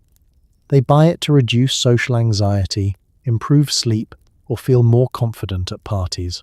The effects are real. Phenibut makes you feel relaxed, sociable, and mentally clear. It's like alcohol without the sloppiness, like benzos without the stupor. It's the perfect anxiolytic. Until it isn't. The problem is tolerance. Phenibut tolerance builds faster than almost any other nootropic. Take it 2 days in a row, and the second dose won't feel as strong. Take it 3 days in a row, and you'll need more to get the same effect. Within a week, some users find themselves doubling or tripling their dose just to feel normal. That's how fast it hooks you. And withdrawal is hell. Stop taking Phenibut after regular use, and your brain revolts. Anxiety spikes, not just back to baseline, but worse than it's ever been. Panic attacks, insomnia, tremors. Some people report depersonalization, hallucinations, and seizures. The withdrawal can last weeks, and the only thing that makes it stop is more Phenibut. That's dependency. That's addiction, and it happens quietly, quickly, before you realize you're in trouble. Reddit is full of horror stories. People who started taking Phenibut once a week for social anxiety and ended up taking it daily just to function. People who tried to quit and couldn't handle the withdrawal. People who tapered slowly, suffering for months just to get their brain back to normal. The community warns newcomers, don't take Phenibut more than once or twice a week. Don't increase your dose. Don't chase the feeling. But people don't listen, because the feeling is so good, and the trap is so easy to fall into. The mechanism is straightforward. Phenibut binds to GABA B receptors, and at higher doses, GABA A receptors. It also affects dopamine, which is why it feels mildly euphoric. Your brain gets flooded with calming, rewarding signals. Anxiety melts. Social interactions feel effortless. Sleep comes easily. It's everything anxious people dream of, but your brain adapts. It downregulates GABA receptors. Now you need Phenibut just to feel normal levels of calm. Without it, your baseline anxiety is worse than it was before you started. And it's legal. In the US, Phenibut is classified as a dietary supplement, not a controlled substance. The FDA has issued warnings, but enforcement is inconsistent. Companies keep selling it, people keep buying it, and the cycle continues. Some countries have banned it. Australia, Hungary, Italy, they've recognized the addiction risk and made it prescription only or outright illegal. But in the US, you can order it online and have it delivered to your door in 2 days. No doctor, no oversight, just you, a powder, and the hope that you'll be the exception, that you won't get hooked, that you'll use it responsibly. But most people aren't the exception. Most people are the rule. And the rule with Phenibut is, it's dangerous. If you're considering Phenibut, don't. If you're already taking it, be very, very careful. Limit use to once or twice a week, maximum. Never escalate the dose. And if you find yourself needing it just to feel okay, stop immediately and taper slowly. Or better yet, don't start. Because Phenibut is the nootropic equivalent of playing Russian roulette. Sure, it might work out fine, but the stakes are your brain, your mental health, and your freedom from dependency. And those are stakes you don't want to gamble with. Here's an uncomfortable truth. Nicotine is a cognitive enhancer. Not cigarettes, those will kill you. But pure nicotine, in gum or patch form, can improve attention, memory, and reaction time. It stimulates nicotinic acetylcholine receptors, which play a role in learning and focus. Studies show it helps with tasks requiring sustained attention. Poker players, gamers, and students use it. But here's the catch. Nicotine is highly addictive. Even without tobacco, it hijacks your brain's reward system. You start needing it just to feel normal. And the long-term effects? Still being studied, but probably not great is the vibe. So yes, nicotine can make you sharper, but it can also make you dependent, anxious, and perpetually craving the next dose. It's a cognitive boost, with a subscription fee your brain didn't agree to. Nicotine has been used for cognitive enhancement for centuries, though mostly accidentally. Tobacco smokers reported feeling more alert, focused, and calm. But they were also getting lung cancer, heart disease, and emphysema, so the trade-off was brutal. Modern science has tried to separate nicotine from tobacco, offering it in cleaner forms: gum, patches, lozenges, inhalers. And when you remove the combustion, the carcinogens, and the tar, what's left is a surprisingly effective cognitive enhancer. Nicotine binds to nicotinic acetylcholine receptors in the brain, which are involved in attention, learning, and memory. It increases the release of neurotransmitters like dopamine, norepinephrine, and acetylcholine. The result? You feel alert, focused, and motivated. Reaction times improve. Working memory gets a boost. Sustained attention becomes easier. It's not a huge effect, but it's measurable and reproducible. Research backs this up. Studies show that nicotine improves performance on tasks requiring vigilance and rapid decision-making. It helps people stay focused during boring, repetitive tasks. One study found that nicotine patches improved attention and working memory in non-smokers. Another study showed that nicotine gum enhanced reaction time and accuracy in cognitive tests. The military has studied it. Gamers use it. Poker players swear by it. But here's the problem. Nicotine is one of the most addictive substances on the planet. It activates the brain's reward pathways, triggering dopamine release. Your brain loves dopamine. It wants more. So it starts associating nicotine with reward. Take it a few times, and your brain starts expecting it. Skip a dose, and you feel irritable, anxious, and distracted. That's withdrawal. That's dependency. And it happens fast. Faster than most people realize. Even without tobacco, nicotine is addictive. Studies show that people who use nicotine gum or patches for cognitive enhancement often develop tolerance and cravings. They start using it daily, then multiple times a day. Then they can't focus without it. The cognitive enhancement becomes a crutch. You're not sharper anymore, you're just maintaining baseline. And without nicotine, you're below baseline, foggy and irritable, desperate for the next dose. The long-term effects are still being studied, but the early signs aren't great. Nicotine may increase the risk of cardiovascular problems, even without tobacco. It affects blood pressure, heart rate, and vascular function. There's also concern about its effects on the developing brain, particularly in adolescents and young adults. Some research suggests chronic nicotine use can impair neuroplasticity and increase anxiety over time. And then there's the slippery slope. People start with gum or patches thinking they're avoiding the risks of smoking. But nicotine is nicotine, and addiction is addiction. Some users escalate to higher doses. Some switch to vaping, which delivers nicotine faster and more efficiently. And suddenly, what started as a cognitive hack has turned into a full-blown dependency. The nootropic community is conflicted about nicotine. Some people use it strategically, once or twice a week for important tasks, never daily. They report benefits with minimal downsides. Others warn that it's a trap, that the addiction sneaks up on you, that it's not worth the risk. Both groups are right. Nicotine works, and nicotine is dangerous. It's a cognitive enhancer that comes with a price. and the price is higher than most people realize. If you're considering nicotine for cognitive enhancement, be honest with yourself. Can you use it sparingly? Can you resist the temptation to use it daily? Can you handle the withdrawal if you get hooked? If the answer to any of those questions is no, don't start, because nicotine is not a neutral tool. It's a chemical that wants to be needed. And once your brain decides it needs nicotine, getting it to change its mind is a long, miserable process. So yes, nicotine can make you sharper, but it can also make you dependent. And in the end, that's not enhancement, that's just another addiction with better branding. Let's talk about the drug that works every time: belief. The placebo effect is real, measurable, and shockingly powerful. Give someone a sugar pill and tell them it's a cognitive enhancer, and their performance actually improves, not because the pill did anything, but because they believed it would. Expectations shape reality. If you think you're sharper, you act sharper, you pay more attention, you try harder.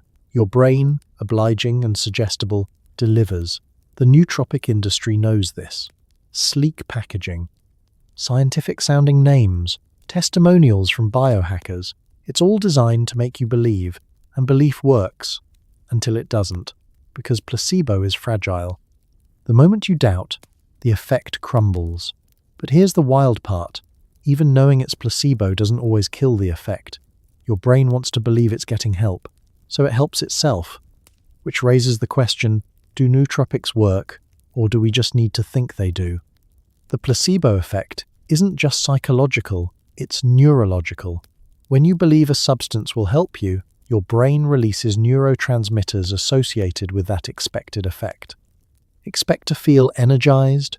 Your brain releases dopamine and norepinephrine. Expect to feel calm?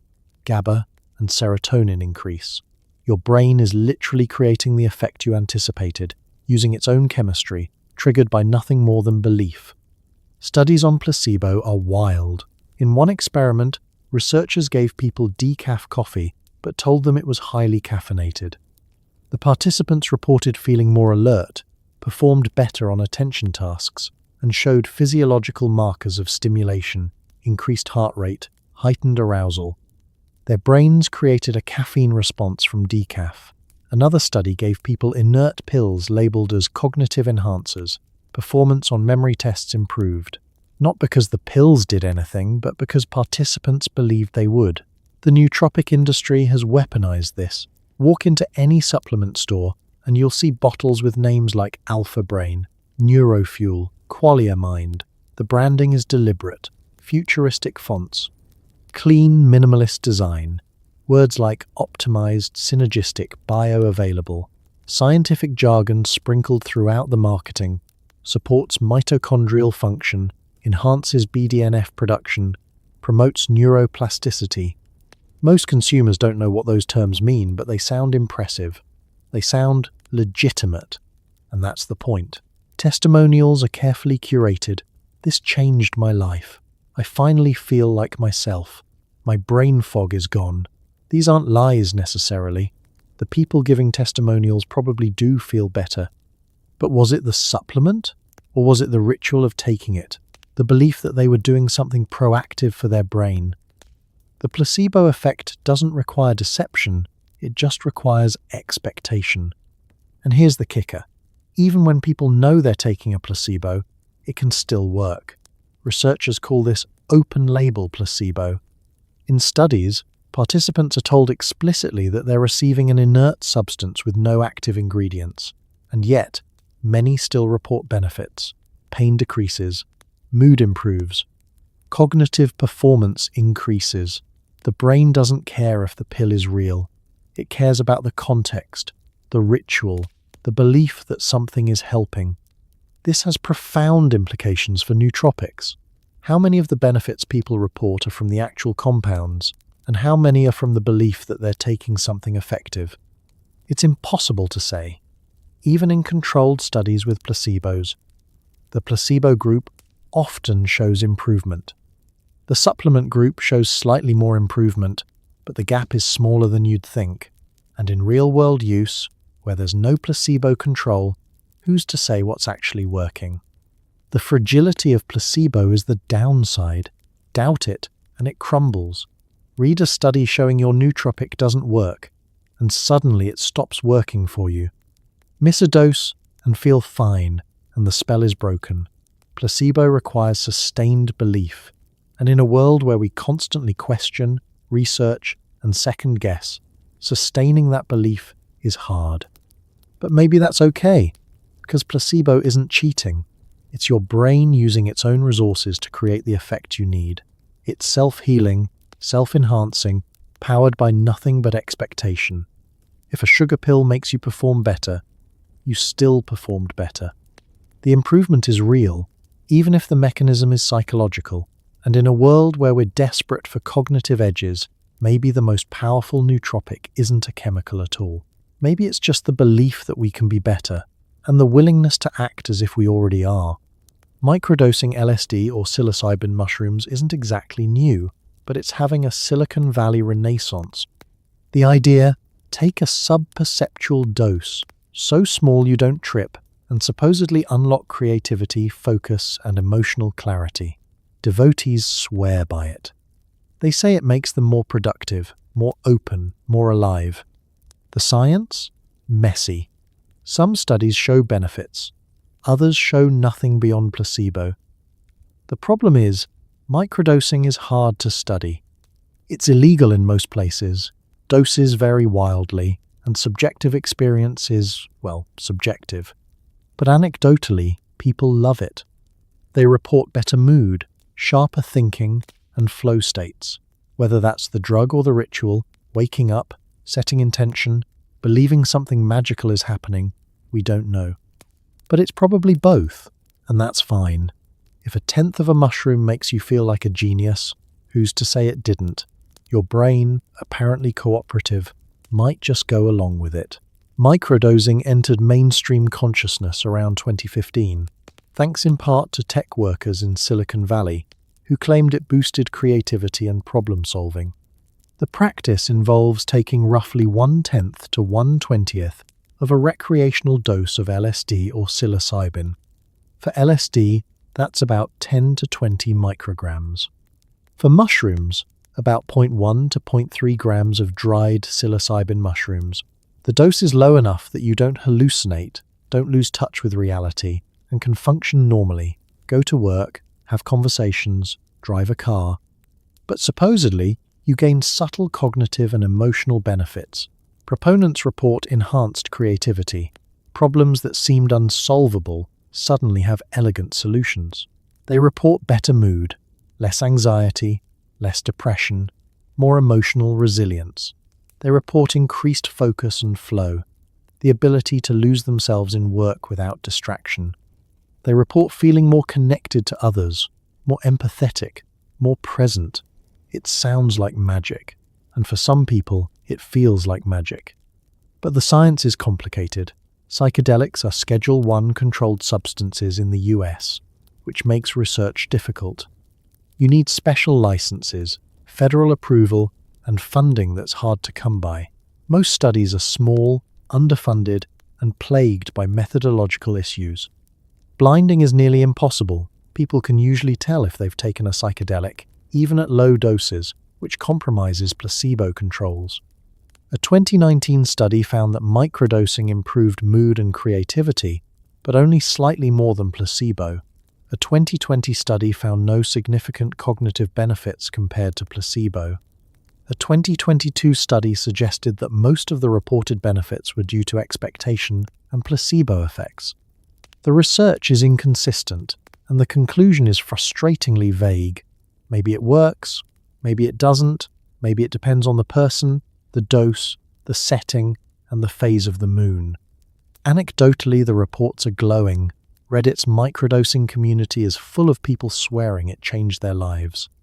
They followed protocols, dosing every 3 days, keeping journals, tracking mood and productivity. They report breakthroughs, insights, and sustained improvements in well-being. Are they all experiencing placebo? Maybe. But if placebo makes you happier, more creative, and more productive, does it matter? The ritual matters too. Microdosing isn't just swallowing a pill, it's intentional. You wake up, set an intention, take the dose, and spend the day mindful of your mental state. You journal, you reflect, you pay attention to subtle shifts in mood and perception. That level of self-awareness and intentionality might be the real cognitive enhancer, not the drug. The mushroom is the catalyst, but the work is yours. There are risks, though. Psychedelics can trigger anxiety, paranoia, or emotional overwhelm, even at low doses. People with a history of psychosis or schizophrenia should avoid them entirely. And because microdosing is illegal in most places, quality control is non-existent.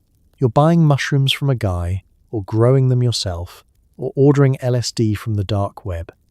There's no standardization, no purity testing, no guarantee that what you're taking is safe or consistent. Long-term effects are unknown. We don't know what happens to your brain if you microdose for years. There's some concern about cardiac issues. Psychedelics can affect serotonin receptors in the heart. There's also the question of tolerance and whether microdosing regularly diminishes the effects over time. But despite the risks, despite the lack of solid science, people keep microdosing because it feels like it works. Because the alternative, anxiety, depression, creative block, is unbearable. Because modern psychiatry often fails people, and they're desperate for something, anything, that might help. And if a tiny piece of mushroom every 3 days makes life feel more vivid, more meaningful, more bearable, they'll take it.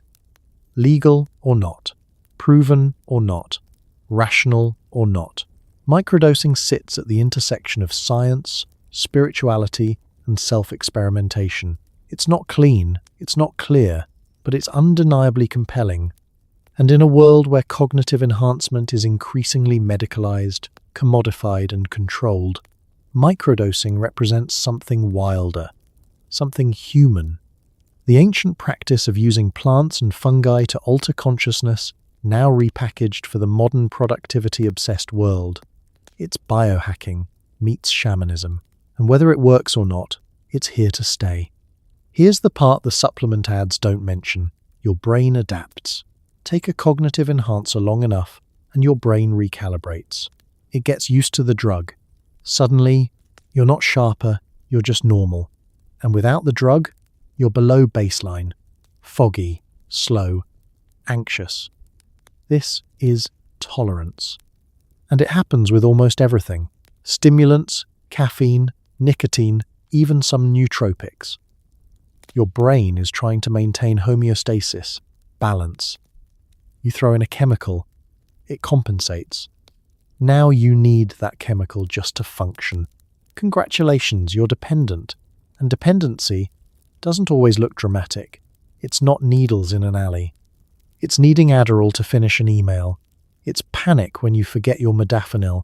It's realizing you can't think clearly without a pill. That's not enhancement. That's chemical scaffolding. And if the scaffolding collapses, so do you. Tolerance is your brain's way of protecting itself. When you flood it with dopamine, it responds by reducing dopamine receptors. When you block adenosine receptors with caffeine, it makes more adenosine receptors. When you artificially boost serotonin or norepinephrine, your brain downregulates production or sensitivity. It's called homeostatic adaptation, and it's biology's way of saying, "Nice try, but I'm in charge here." The problem is that this adaptation happens quietly. You don't wake up one day and realize you're dependent. It creeps up.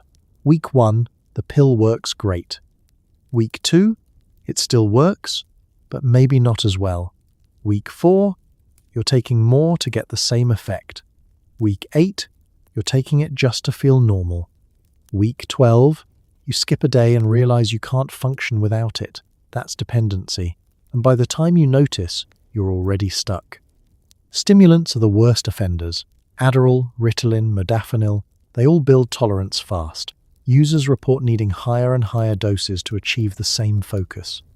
And when they try to quit, the withdrawal is brutal. Fatigue so deep you can barely get out of bed. Brain fog so thick you can't string a sentence together. Depression, irritability. Anhedonia, the inability to feel pleasure. Your brain has become so reliant on the drug that it can't produce motivation, focus, or joy on its own. You've chemically crippled yourself. Caffeine is sneakier because it's socially acceptable. Nobody thinks of their morning coffee as drug dependency. But skip it, and the headaches start. The irritability, the fatigue. You're not yourself without caffeine, and that's the definition of dependency. Your brain has adjusted to daily doses, and now it needs them. You're not enhancing cognition anymore. You're just avoiding withdrawal. Even natural nootropics can cause problems. Phenibut tolerance builds so fast that users go from weekly use to daily use to multiple doses per day within weeks. Nicotine hooks you before you realize it's happened. Even Rastams, generally considered safe, can cause subtle dependency. You stop taking them and feel slightly off, slightly slower, slightly less sharp. You convince yourself you need them. And maybe you do, because your brain has forgotten how to function without them. The psychological component is just as insidious. You start associating productivity with pills. You can't imagine writing an essay, finishing a project, or getting through a workday without chemical help. The pill becomes a crutch. And crutches are great when you need them, but they're terrible when you can't walk without them. You've outsourced your cognitive function to a substance, and now you're trapped. Because stopping means facing the reality that without the drug, you might not be as smart, as focused, or as capable as you thought. Withdrawal varies by substance. Stimulants can take weeks to months to fully recover from. Caffeine withdrawal lasts a few days to a week. Phenibut withdrawal can be severe enough to require medical supervision. But even after the physical symptoms fade, the psychological craving remains. You remember how good it felt to be sharp, focused, unstoppable, and you're tempted to go back, to just take one more pill, to chase that feeling again. That's the cycle. That's the trap. And the worst part? The industry doesn't warn you. Supplement labels don't say, may cause dependency if used daily. Nootropic vendors don't mention tolerance. They want you to buy more, take more, need more. Dependency is good for business, so they frame it as optimal performance or maintaining your edge. They make you believe that needing the drug is normal, expected, even desirable, but it's not. It's a loss of autonomy. It's handing control of your brain over to a chemical, and once you do that, getting it back is a long, hard fight. Let's cut through the hype. What does the science actually say about cognitive enhancers? Honestly, it's complicated. Some drugs, like Adderall and Modafinil, clearly work. They improve focus and wakefulness, but they also come with side effects, tolerance, and dependency risks. Many supplements, Rastams, Bacopa, Rhodiola, show modest benefits in some studies, nothing in others. Fish oil, ginkgo, and lion's mane. The evidence is weak to middling. Caffeine works, but we're all dependent. Nicotine works, but it's addictive. Microdosing? Who knows? The placebo effect? Always reliable. The truth is, most nootropics don't turn you into a genius. They might give you a slight edge, or they might just give you expensive pee. The best cognitive enhancers, sleep, exercise, stress management, real food, aren't sexy, but they're free and actually work. But nobody wants to hear that. We want a pill. We want easy, and the industry is happy to sell us hope, one capsule at a time. The research landscape is a minefield of conflicting results, small sample sizes, and industry-funded studies. For every paper showing a nootropic works, there's another showing it doesn't. Publication bias is rampant. Positive results get published, negative results get buried, and many studies are funded by the companies selling the supplements, which creates an obvious conflict of interest. Let's start with what actually works. Prescription stimulants like Adderall and Ritalin absolutely improve focus and cognitive performance in the short term. Dozens of studies confirm this. They increase dopamine and norepinephrine, which enhances attention and working memory. The problem isn't efficacy, it's the cost. Tolerance, dependency, cardiovascular strain, insomnia, anxiety. These drugs work, but they're not free lunches. They're loans against future well-being. Modafinil is similar. It promotes wakefulness, and improves cognitive performance, especially in sleep-deprived individuals. The military uses it. The science backs it. But again, the trade-off is real. You're masking fatigue, not eliminating the need for sleep, and chronic use has unknown long-term effects. Caffeine is probably the most well-researched cognitive enhancer. Hundreds of studies show it improves alertness, attention, and reaction time. It's cheap, widely available, and generally safe in moderate doses. The downside is tolerance and dependency, but compared to prescription stimulants, caffeine is relatively benign. Now let's talk about the supplements. Racetams show modest benefits in some studies, particularly for memory in people with cognitive decline. But in healthy adults, the effects are inconsistent. Some people swear by them, others feel nothing. The research doesn't provide clear answers. Bacopa Monnieri has decent evidence for improving memory over long-term use. Think 3 to 6 months. The effects are small but real, particularly in older adults. But it takes patience, and most people don't stick with it long enough to see benefits. Rhodiola rosea has solid evidence for reducing fatigue and improving cognitive performance under stress. If you're burned out, sleep-deprived, or chronically stressed, it might help. If you're well-rested and functioning normally, probably not. Omega-3s are essential for brain health, but supplementing doesn't seem to boost cognition in healthy adults who already get enough from their diet. The evidence is stronger for people with deficiencies or cognitive decline. Ginkgo biloba? The evidence is weak. Large, well-designed studies show minimal to no benefit for memory or cognitive decline. Yet, it's still one of the best-selling supplements. Marketing beats science. Lion's mane has promising animal studies and a few small human studies showing mild cognitive benefits. But the research is early, and the effects are subtle. It's not a magic mushroom, it's a maybe helpful mushroom. L-theanine combined with caffeine has decent evidence for improving focus and reducing jitteriness. The effects are real but modest. It's not going to transform your brain, but it might make your coffee smoother. Creatine has solid evidence for improving cognitive performance, particularly in vegetarians, sleep-deprived individuals, and during mentally demanding tasks. It's cheap, safe, and well-researched. One of the few supplements with consistent positive results. Nicotine improves attention and memory, but it's highly addictive. The cognitive benefits don't outweigh the dependency risks for most people. Microdosing psychedelics? The research is too sparse and methodologically flawed to draw conclusions. Anecdotal reports are positive, but placebo is powerful. And placebo? It works, consistently, across all conditions. If you believe something will help, it often does, even if it's inert. So what's the takeaway? If you want real cognitive enhancement, focus on the basics. Sleep 7 to 9 hours. Exercise regularly. Manage stress. Eat real food. Stay hydrated. Challenge your brain with new learning. These aren't sexy, but they're backed by mountains of research. They work, they're free, and they don't come with side effects or dependency. But we don't want to hear that. We want a shortcut. We want a pill that fixes everything without effort. And the nootropic industry is happy to sell us that fantasy, even when the science doesn't support it. So, yes, some cognitive enhancers work, but most are overhyped, under-researched, and overpriced. And the ones that actually work come with costs we're often not willing to pay.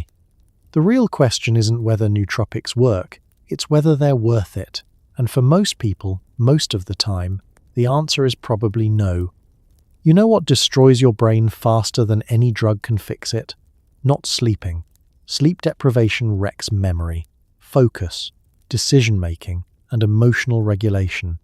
It increases cortisol, impairs neuroplasticity, and literally shrinks parts of your brain. And yet, we treat sleep like a luxury. We brag about all-nighters. We chug coffee and pop Modafinil to push through. But here's the thing. No nootropic can replace sleep. Stimulants mask fatigue. They don't erase it. Your brain still needs rest to consolidate memories, clear waste, and repair damage. Skip sleep, and you're running on fumes. You might feel alert, but cognitively you're impaired. Reaction time like you're drunk, decision-making like you're concussed. The irony? People take smart drugs to work longer hours, which means less sleep, which makes them dumber. It's a cycle, and the only way out is the one thing we refuse to do: sleep. Boring, I know, but effective. Sleep isn't optional. It's not something you can hack, optimize, or replace with chemicals. Your brain needs sleep the way your lungs need air.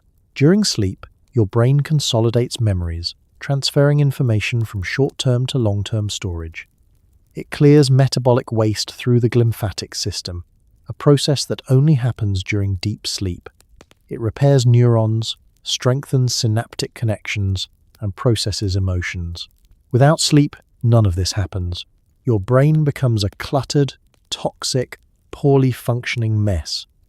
One night of poor sleep impairs cognitive function measurably. After 24 hours without sleep, your cognitive performance is equivalent to being legally drunk. Reaction times slow. Attention lapses. Decision-making becomes erratic. Working memory fails. You make mistakes you wouldn't normally make. You miss details you'd normally catch. And you don't even realize how impaired you are because sleep deprivation also impairs self-awareness. You think you're fine. You're not. Chronic sleep deprivation is even worse. Studies show that sleeping 6 hours a night for 2 weeks impairs you as much as pulling an all-nighter. But because the decline is gradual, you don't notice. You adapt to feeling like crap. You think this is normal. Meanwhile, your brain is slowly degrading. Memory gets worse. Creativity tanks. Problem-solving becomes harder. Emotional regulation falls apart. You're irritable, anxious, prone to outbursts, and the damage accumulates. Sleep debt doesn't just disappear. You can't catch up with one good night. It takes weeks of consistent sleep to recover. Long-term sleep deprivation has even scarier consequences. It increases the risk of Alzheimer's, dementia, cardiovascular disease, obesity, diabetes, and depression. It literally shortens your lifespan. Sleep is when your brain clears beta-amyloid plaques, the protein fragments associated with Alzheimer's. Skip sleep, and those plaques accumulate. Over years, that accumulation increases your risk of neurodegeneration. You're trading short-term productivity for long-term cognitive decline. And yet, we glorify sleep deprivation. Hustle culture celebrates it. CEOs brag about sleeping 4 hours a night. Students pull all-nighters and wear exhaustion like a badge of honor. The message is clear. Sleep is for the weak. If you're not sacrificing sleep, you're not working hard enough. It's toxic, it's stupid, and it's killing us. The nootropic industry feeds into this. Modafinil is marketed as a way to stay awake longer. Adderall helps you power through exhaustion. Caffeine is a socially acceptable substitute for sleep. But these drugs don't replace sleep. They just mask the symptoms of not getting it. You feel awake, but your brain is still suffering. The metabolic waste isn't cleared. The memories aren't consolidated. The neurons aren't repaired. You're just chemically propping up a collapsing system. And when the drugs wear off, the crash is brutal. You're not just tired, you're wrecked. Your brain demands payment for all the sleep you skipped, and the bill is steep. Cognitive function plummets, mood craters, energy vanishes. The only solution is sleep, real sleep, not a nap, not a power rest. 7 to 9 hours of actual, quality sleep. The irony is that people take nootropics to be more productive, which often means working longer hours, which means less sleep, which makes the nootropics necessary just to function at a basic level. It's a vicious cycle. You're not enhancing cognition, you're barely maintaining it. And over time, the deficit grows. Your baseline drops. What used to feel like sharp focus now feels like survival. And you're stuck, trapped in a cycle of chemical dependency and chronic exhaustion. The solution is simple but unglamorous. Prioritize sleep. Go to bed at the same time, wake up at the same time, make your bedroom dark, cool, and quiet. Avoid screens before bed. Limit caffeine after noon. Treat sleep as non-negotiable, not as something you do if you have time. Because if you want real cognitive enhancement, if you want to be sharper, more creative, more resilient, sleep is the most powerful tool you have. It's free, it's natural, and it actually works. But it requires discipline. It requires saying no to late-night work, to scrolling, to the belief that you can cheat biology. You can't. Your brain needs sleep. Give it what it needs, or accept that no pill will ever make up for what you're missing. Let's talk about the cognitive enhancers nobody wants to hear about: vegetables and cardio. Exercise increases blood flow to the brain, boosts BDNF, which supports neuron growth, and improves mood and memory. It's basically free miracle grow for your brain. Diet matters too. Omega-3s, antioxidants, complex carbs, they all support brain function. Junk food, sugar crashes, and dehydration, they tank it. But nobody wants to hear, eat better and move your body. That's not sexy, it's not fast, it doesn't come in a capsule with a futuristic label, but it works. Better than most supplements, better than most hacks. The problem is discipline. Pills are easy, lifestyle changes are hard. So we buy nootropics and ignore the basics. And then we wonder why we still feel like crap. Turns out, your brain doesn't want a shortcut. It wants sleep, nutrients, and movement. Boring? Yes. Effective? Absolutely. Exercise is one of the most well-researched cognitive enhancers, and it's completely free. Aerobic exercise, running, cycling, swimming, increases heart rate, which increases blood flow to the brain. More blood flow means more oxygen and glucose, which are fuel for neurons. But exercise does more than just pump blood. It triggers the release of brain-derived neurotrophic factor, or BDNF, a protein that supports the growth and survival of neurons. BDNF is like fertilizer for your brain. It promotes neuroplasticity, the brain's ability to form new connections and adapt. Higher BDNF levels are associated with better memory, learning, and mood. Lower levels are linked to depression and cognitive decline. Studies show that regular exercise improves memory, attention, and processing speed. One study found that adults who exercised regularly perform better on cognitive tests than sedentary adults.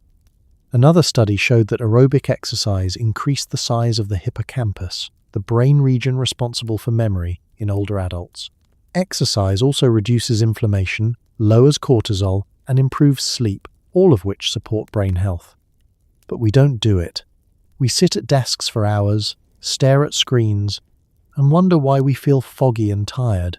We take nootropics to fix the problem we created by being sedentary. It's backwards. You don't need a pill to boost BDNF. You need to move your body. 30 minutes of moderate exercise, 5 times a week, and your brain will thank you. It's that simple. But simple doesn't sell. Diet is the same story. Your brain is made of what you eat. Neurons are built from fats, proteins, and micronutrients.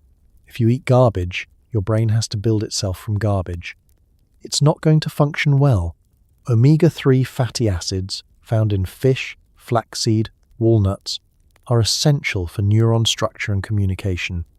Antioxidants, found in berries, dark chocolate, leafy greens, protect brain cells from oxidative stress.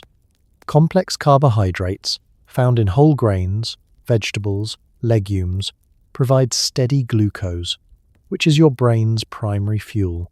Junk food does the opposite. Sugar spikes and crashes wreck your energy and focus. Trans fats and processed foods increase inflammation, which impairs cognitive function. Dehydration, even mild dehydration, reduces concentration, memory, and mood. Your brain is 73% water. Not drinking enough water literally shrinks your brain temporarily. And yet, people chug energy drinks and wonder why they feel like crap. The gut-brain connection is real too. Your gut produces 90% of your body's serotonin, the neurotransmitter that regulates mood. A healthy gut microbiome supports mental health. An unhealthy one, caused by a diet high in sugar and processed foods, is linked to anxiety, depression, and brain fog. Probiotics, fiber, fermented foods, They all support gut health, which supports brain health. But that's boring. It's not a hack.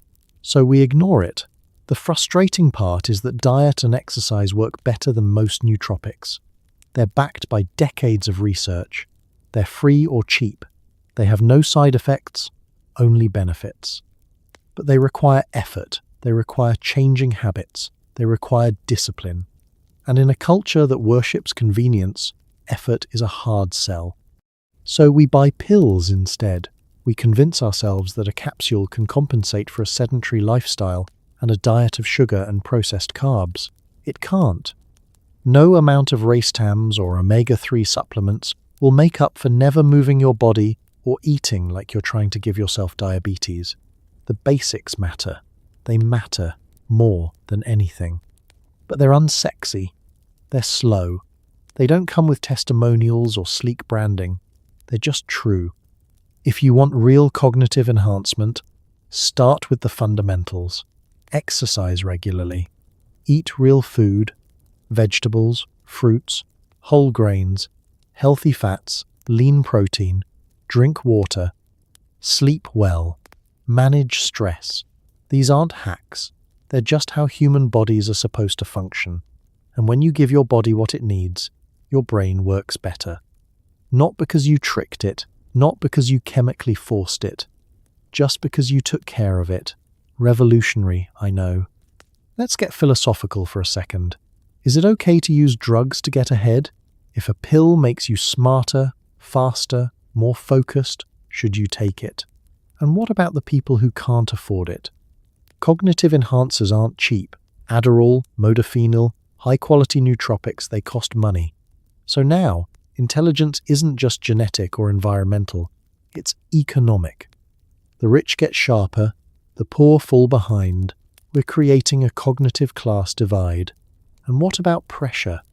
If everyone's taking smart drugs, do you have to just to keep up? It's academic doping, and like sports doping, it raises questions about fairness, safety, and what it means to achieve something. Did you earn that promotion, or did Adderall? There's no easy answer, but ignoring the question doesn't make it go away. Cognitive enhancement is here. It's growing, and society hasn't figured out how to handle it yet. The ethical questions around cognitive enhancement are messy and uncomfortable. Let's start with fairness. In an ideal world, success is based on talent, effort, and opportunity. But what happens when you can buy cognitive performance? Wealthy students can afford Adderall, Modafinil, tutors, and expensive nootropic stacks. Poor students can't. The playing field isn't level to begin with, and cognitive enhancers make it worse. We're essentially saying that intelligence is purchasable, that your brain's performance can be upgraded if you have the money. That's not meritocracy, that's plutocracy, with extra steps.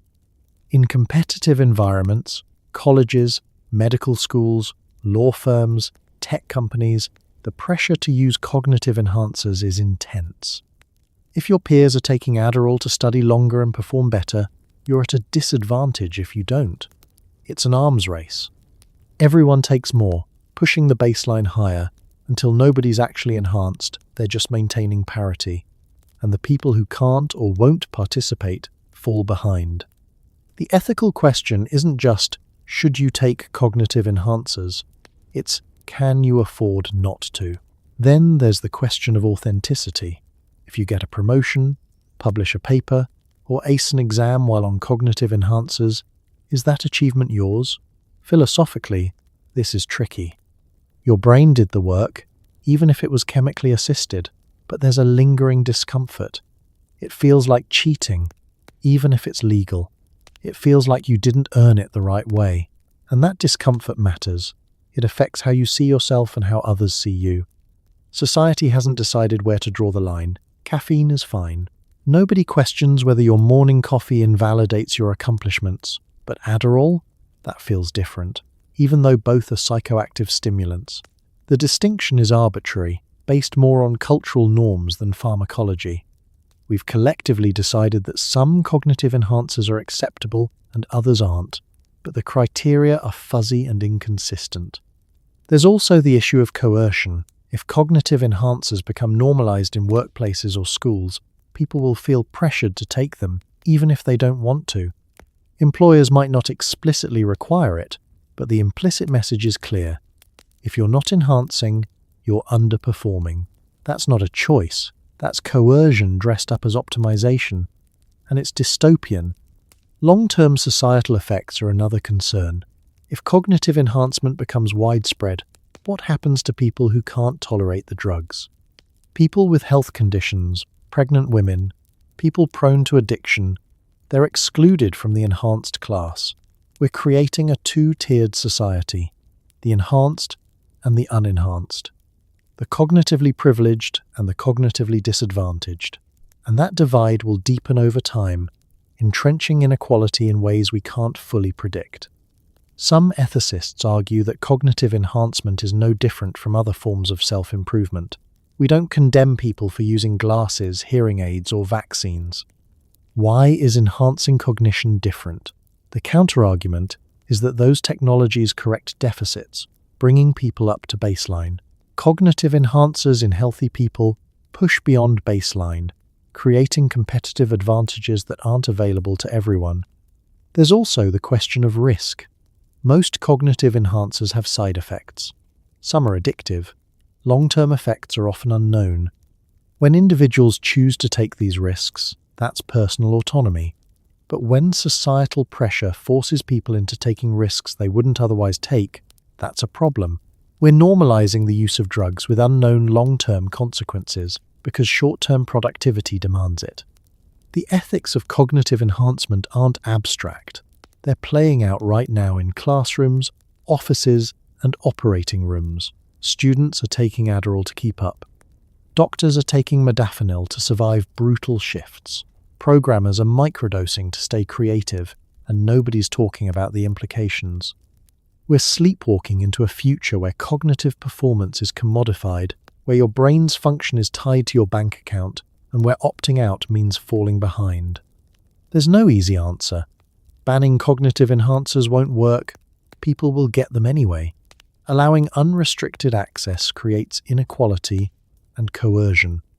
Regulation is complicated because the line between enhancement and treatment is blurry. What we need is a conversation, a societal reckoning with what we value, what we're willing to sacrifice, and what kind of world we want to build. Because right now we're building one where your brain is just another thing to optimize, monetize, and compete with. And that should make us deeply uncomfortable. Here's a paradox. Sometimes cognitive enhancers backfire. Overstimulation, anxiety, tunnel vision. You take Adderall to focus, but now you're hyper-focused on the wrong thing. You spend 3 hours color-coding a spreadsheet that didn't need color-coding. You take Modafinil to stay awake, but you're so wired you can't think straight. Your thoughts race. Nothing sticks. Stimulants can also impair creativity. They make you linear, rigid, task-oriented. Great for execution, terrible for innovation. Some of the best ideas come from wandering minds, not laser-focused ones. There's also the crash, the come-down, the brain fog that follows overstimulation. You borrowed focus from tomorrow, and now tomorrow's here, and it wants its cognitive function back, with interest. So yes, smart drugs can make you productive, but they can also make you anxious, rigid, and ultimately less effective. The brain is complex. Messing with it has consequences. And sometimes, trying to be smarter just makes you a different kind of dumb. Let's talk about hyperfocus. Stimulants like Adderall and Ritalin don't just improve focus, they lock it in place. You become intensely absorbed in whatever task you're doing. Sounds great, until you realize you've been absorbed in the wrong task. You meant to write a report, but you spent 4 hours organizing your desktop icons. You meant to study biology, but you reorganized your notes until they're color-coded and alphabetized and completely useless because you never actually learned the material. This is hyperfocus. Attention so intense, it becomes counterproductive. The problem is that stimulants don't make you smarter about what to focus on. They just make you focus harder. If you start doing something unimportant, you'll do it with the same intensity as something critical. Your brain loses the ability to prioritize, to step back, to ask, is this actually what I should be doing? You become a productivity robot, executing tasks without judgment. Creativity suffers too. Stimulants narrow your thinking. They make you linear, logical, task-oriented. Great for repetitive work, terrible for innovation. Creativity requires divergent thinking, the ability to make unexpected connections, to let your mind wander, to explore ideas without a clear goal. Stimulants suppress that. They push you toward convergent thinking. One problem, one solution. Straight line from A to B. You become efficient, but not creative. Productive, but not inspired. Some of the best ideas come from boredom, from daydreaming, from letting your mind drift, the shower, the walk, the moment right before sleep. Those are when insights happen. But stimulants eliminate that mental wandering. Your brain is always on task, always focused, always working. And paradoxically, that makes you less capable of solving problems that require lateral thinking. Anxiety is another side effect. Stimulants increase norepinephrine and adrenaline, which trigger your stress response. You feel alert, yes, but also jittery, anxious, on edge. Your heart races. Your thoughts spiral. You're productive, but you're also miserable. And anxiety impairs cognition too. It reduces working memory, makes decision-making harder, and increases the likelihood of mistakes. So you're working faster, but you're also working worse. Quantity over quality. More tasks completed, more errors made. The crash is inevitable. Stimulants are borrowing energy from your brain's reserves. They're not creating energy, they're redistributing it. When the drug wears off, the bill comes due. You're exhausted, foggy, irritable. Your brain is depleted, and it demands rest. But you have more work to do, so you take another pill, and another. And the cycle continues until you're running on fumes, chemically propped up, barely functional without the drug. There's also the issue of diminishing returns. The first time you take a cognitive enhancer, it feels amazing. You're sharp, focused, unstoppable. But your brain adapts. Tolerance builds. The same dose that once made you feel like a genius now just makes you feel normal. You need more to get the same effect. And eventually, you're taking high doses just to avoid feeling like garbage. You're not enhanced anymore. You're just maintaining, and that's the trap. Some people experience paradoxical effects. Stimulants that are supposed to increase focus make them scattered. Nootropics that are supposed to improve memory make them foggy. Bodies are weird. Brain chemistry is individual. What works for one person might backfire for another, and there's no way to know until you try. So you experiment on yourself, hoping for enhancement, risking impairment. The bigger picture is this. The brain is not a machine. It's a complex, adaptive, interconnected system. When you artificially boost one neurotransmitter, you affect others. When you suppress one function, you alter the whole network. Cognitive enhancers are blunt tools. They don't target precisely. They flood your brain with chemicals and hope the result is positive. Sometimes it is, sometimes it's not. And sometimes, in trying to make yourself smarter, you just make yourself different, more focused but less creative, more productive but more anxious, more awake but less rested. You're not better, you're just chemically altered. And whether that's an improvement depends on what you value, speed or depth, quantity or quality, productivity or well-being. Smart drugs can't answer those questions, only you can. Here's the scariest part. We don't know what long-term use of most cognitive enhancers does to the brain. Adderall and Ritalin have been studied for decades in kids with ADHD, not healthy adults using them off-label for 20 years straight. Modafinil? Even less data. Racetams? Barely regulated. Microdosing? Illegal in most places, so good luck getting funding for long-term studies. We're experimenting on ourselves in real time, No control group, no safety net. Just millions of people taking pills, hoping for the best, and assuming if something was really dangerous, someone would have said something by now. But neurodegeneration is slow. Dependency creeps up.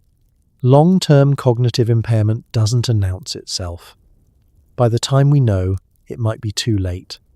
And the nootropic industry isn't waiting for science. They're selling now, marketing now, profiting now.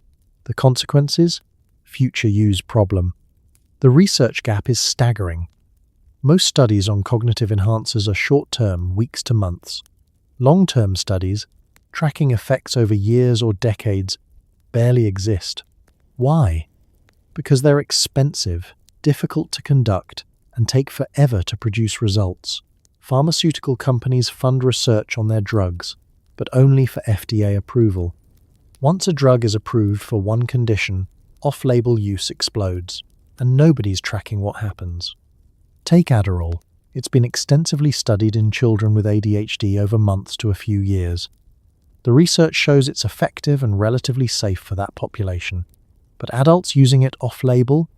Different brain chemistry, different usage patterns, different risks, and nobody's studying them systematically. We have anecdotal reports, Reddit threads, and a handful of small studies. That's it. We're flying blind. Modafinil is worse. It's only been around since the late 90s, and most research focuses on short-term use for narcolepsy or shift work. Long-term effects in healthy adults? Unknown. There are concerns about cardiovascular effects, changes in brain structure, and dependency. But we won't know for sure until a generation of modafinil users ages and we see what happens. And by then, millions of people will have already been exposed. Recetams are barely regulated in most countries, which means minimal oversight and minimal research. Piracetam has been around since the 60s, but long-term safety studies are sparse. Newer racetams, aniracetam, oxiracetam, phenylpiracetam have even less data. People take them for years based on forum anecdotes and hope. That's not science. That's gambling. Microdosing psychedelics is completely uncharted territory. It's illegal in most places, which means no long-term studies, no funding, no data. We have no idea what happens to your brain if you microdose LSD or psilocybin for 5 years straight. Does it cause lasting changes in serotonin receptors? Does it increase the risk of psychosis? Does it protect against depression or cause it? We don't know. We're guessing. The mechanisms are concerning. Chronic stimulant use alters dopamine receptors. Your brain downregulates receptors in response to constant dopamine floods. Over time, this can lead to anhedonia, the inability to feel pleasure without the drug. Some research suggests that long-term stimulant use may accelerate cognitive decline in later life, though the data is conflicting. But the possibility is there, and it's terrifying. There's also the issue of cumulative damage. Taking a cognitive enhancer once or twice is probably fine. Taking it daily for years? Your brain is constantly adapting, compensating, recalibrating. Those adaptations might be protective, or they might be harmful. We don't know, and we won't know until it's too late to undo the damage. Neurodegeneration is slow and subtle. You don't wake up one day and realize your brain is broken. It happens gradually. Memory gets slightly worse. Focus becomes harder. Mood regulation falters. By the time you notice, the damage might be irreversible. And because these changes happen slowly, it's hard to link them to a drug you started taking 10 years ago. Was it the nootropics or just aging? We can't say, and that ambiguity is dangerous. The industry doesn't care about long-term effects. They care about short-term sales. Supplement companies aren't required to prove long-term safety. They just need to avoid making explicit medical claims and hope nobody gets hurt badly enough to sue. They market cognitive enhancers as safe, natural, effective, but those claims aren't backed by decades of research. They're backed by marketing budgets and a regulatory system that's too weak to stop them. We're the experiment. Everyone taking nootropics, microdosing, or using stimulants off-label is a data point in a study that hasn't been designed yet. and the results won't be published for decades. By then, a generation of people will have used these drugs and will finally know the cost. But knowing the cost doesn't help the people who already paid it. The smart move is caution. Use cognitive enhancers sparingly, if at all. Assume there are risks we haven't discovered yet. Prioritize the basics: sleep, exercise, diet, that have been tested for millennia and proven safe. Don't gamble with your brain just because a supplement company promises a shortcut. Because the truth is, we don't know what these drugs do long term, and by the time we find out, it'll be too late for the people who took the gamble and lost. So here we are, at the end of our journey through the world of smart drugs, cognitive enhancers, and the pharmaceutical promises that whisper, "You could be better." We've explored the pills that flood college campuses and corporate offices. We've examined the supplements marketed with scientific jargon and sleek bottles. We've looked at ancient herbs repackaged for modern anxiety, at mushrooms that might grow your brain, and at psychedelics microdosed in Silicon Valley boardrooms. We've talked about the science, what actually works, what probably doesn't, and what we simply don't know yet. And we've confronted the uncomfortable truths, the dependency, the tolerance, the side effects nobody mentions in the testimonials. But here's what strikes me most about this whole landscape. We've created a world so demanding, so relentless, so utterly exhausting that millions of people feel they need drugs just to keep up. Not to get ahead, just to survive, to finish the project, to pass the exam, to stay awake through another shift, to feel like a functional human being in a system that treats humans like machines that should never need maintenance. The promise of cognitive enhancement is seductive because it offers control in a world that feels increasingly out of control. Your attention is fractured by notifications. Your time is squeezed by deadlines. Your worth is measured by productivity. And here comes a pill that says, "I can fix this. I can make you sharper, faster, better." It's hope in a capsule, and we're desperate enough to swallow it. But the truth, the uncomfortable, unglamorous truth, is that most of us don't need smart drugs. We need sleep. We need rest. We need time to think without pressure, to learn without deadlines, to exist without constantly optimizing. We need a world that doesn't demand we chemically enhance ourselves just to participate. We need systems that don't treat exhaustion as a personal failing and 8 hours of sleep as a luxury. The real cognitive enhancers aren't sold in bottles. They're sleep, movement, real food, genuine connection, and the space to let your mind wander without guilt. They're boring. They're free. They don't come with before and after testimonials or influencer codes, but they work. Not because they're hacks, just because they're what human brains have needed for hundreds of thousands of years. And maybe that's the most radical thing you can do in a culture obsessed with optimization. Refuse to play. Refuse the arms race. Refuse the belief that you're not enough without chemical assistance. Sleep when you're tired. Rest when you're overwhelmed. Accept that your brain has limits, and those limits aren't failures, they're features. They're your biology telling you to slow down, to take care, to be human. Because here's the thing about trying to be superhuman. You forget how to be human. You forget that it's okay to be tired, to struggle, to forget things, to have days where your brain feels slow, and that's just fine. You forget that intelligence isn't just processing speed and memory recall. It's creativity born from boredom. It's wisdom earned through failure. It's the insight that comes when you stop trying so hard and just let your mind breathe. The drugs that promise to make you smarter are selling you a story that you're not enough as you are, that your natural brain needs upgrading, that success requires chemical assistance. But that story is a lie, a profitable lie, but a lie nonetheless. Your brain is extraordinary, not because it can be enhanced with pills, but because it survived millennia of evolution doing exactly what it does: adapting, learning, creating, dreaming, healing, all on its own, without resetums, without Adderall, without biohacking or microdosing, or any of the expensive, complicated, potentially dangerous shortcuts we've invented. So tonight, as you drift off to sleep, hopefully for 7 to 9 hours, in a dark room without your phone. Maybe let go of the idea that you need to be optimized. Maybe accept that you're already enough, that your brain, given rest and care and kindness, is already capable of remarkable things, not superhuman things, just beautifully, messily, perfectly human things.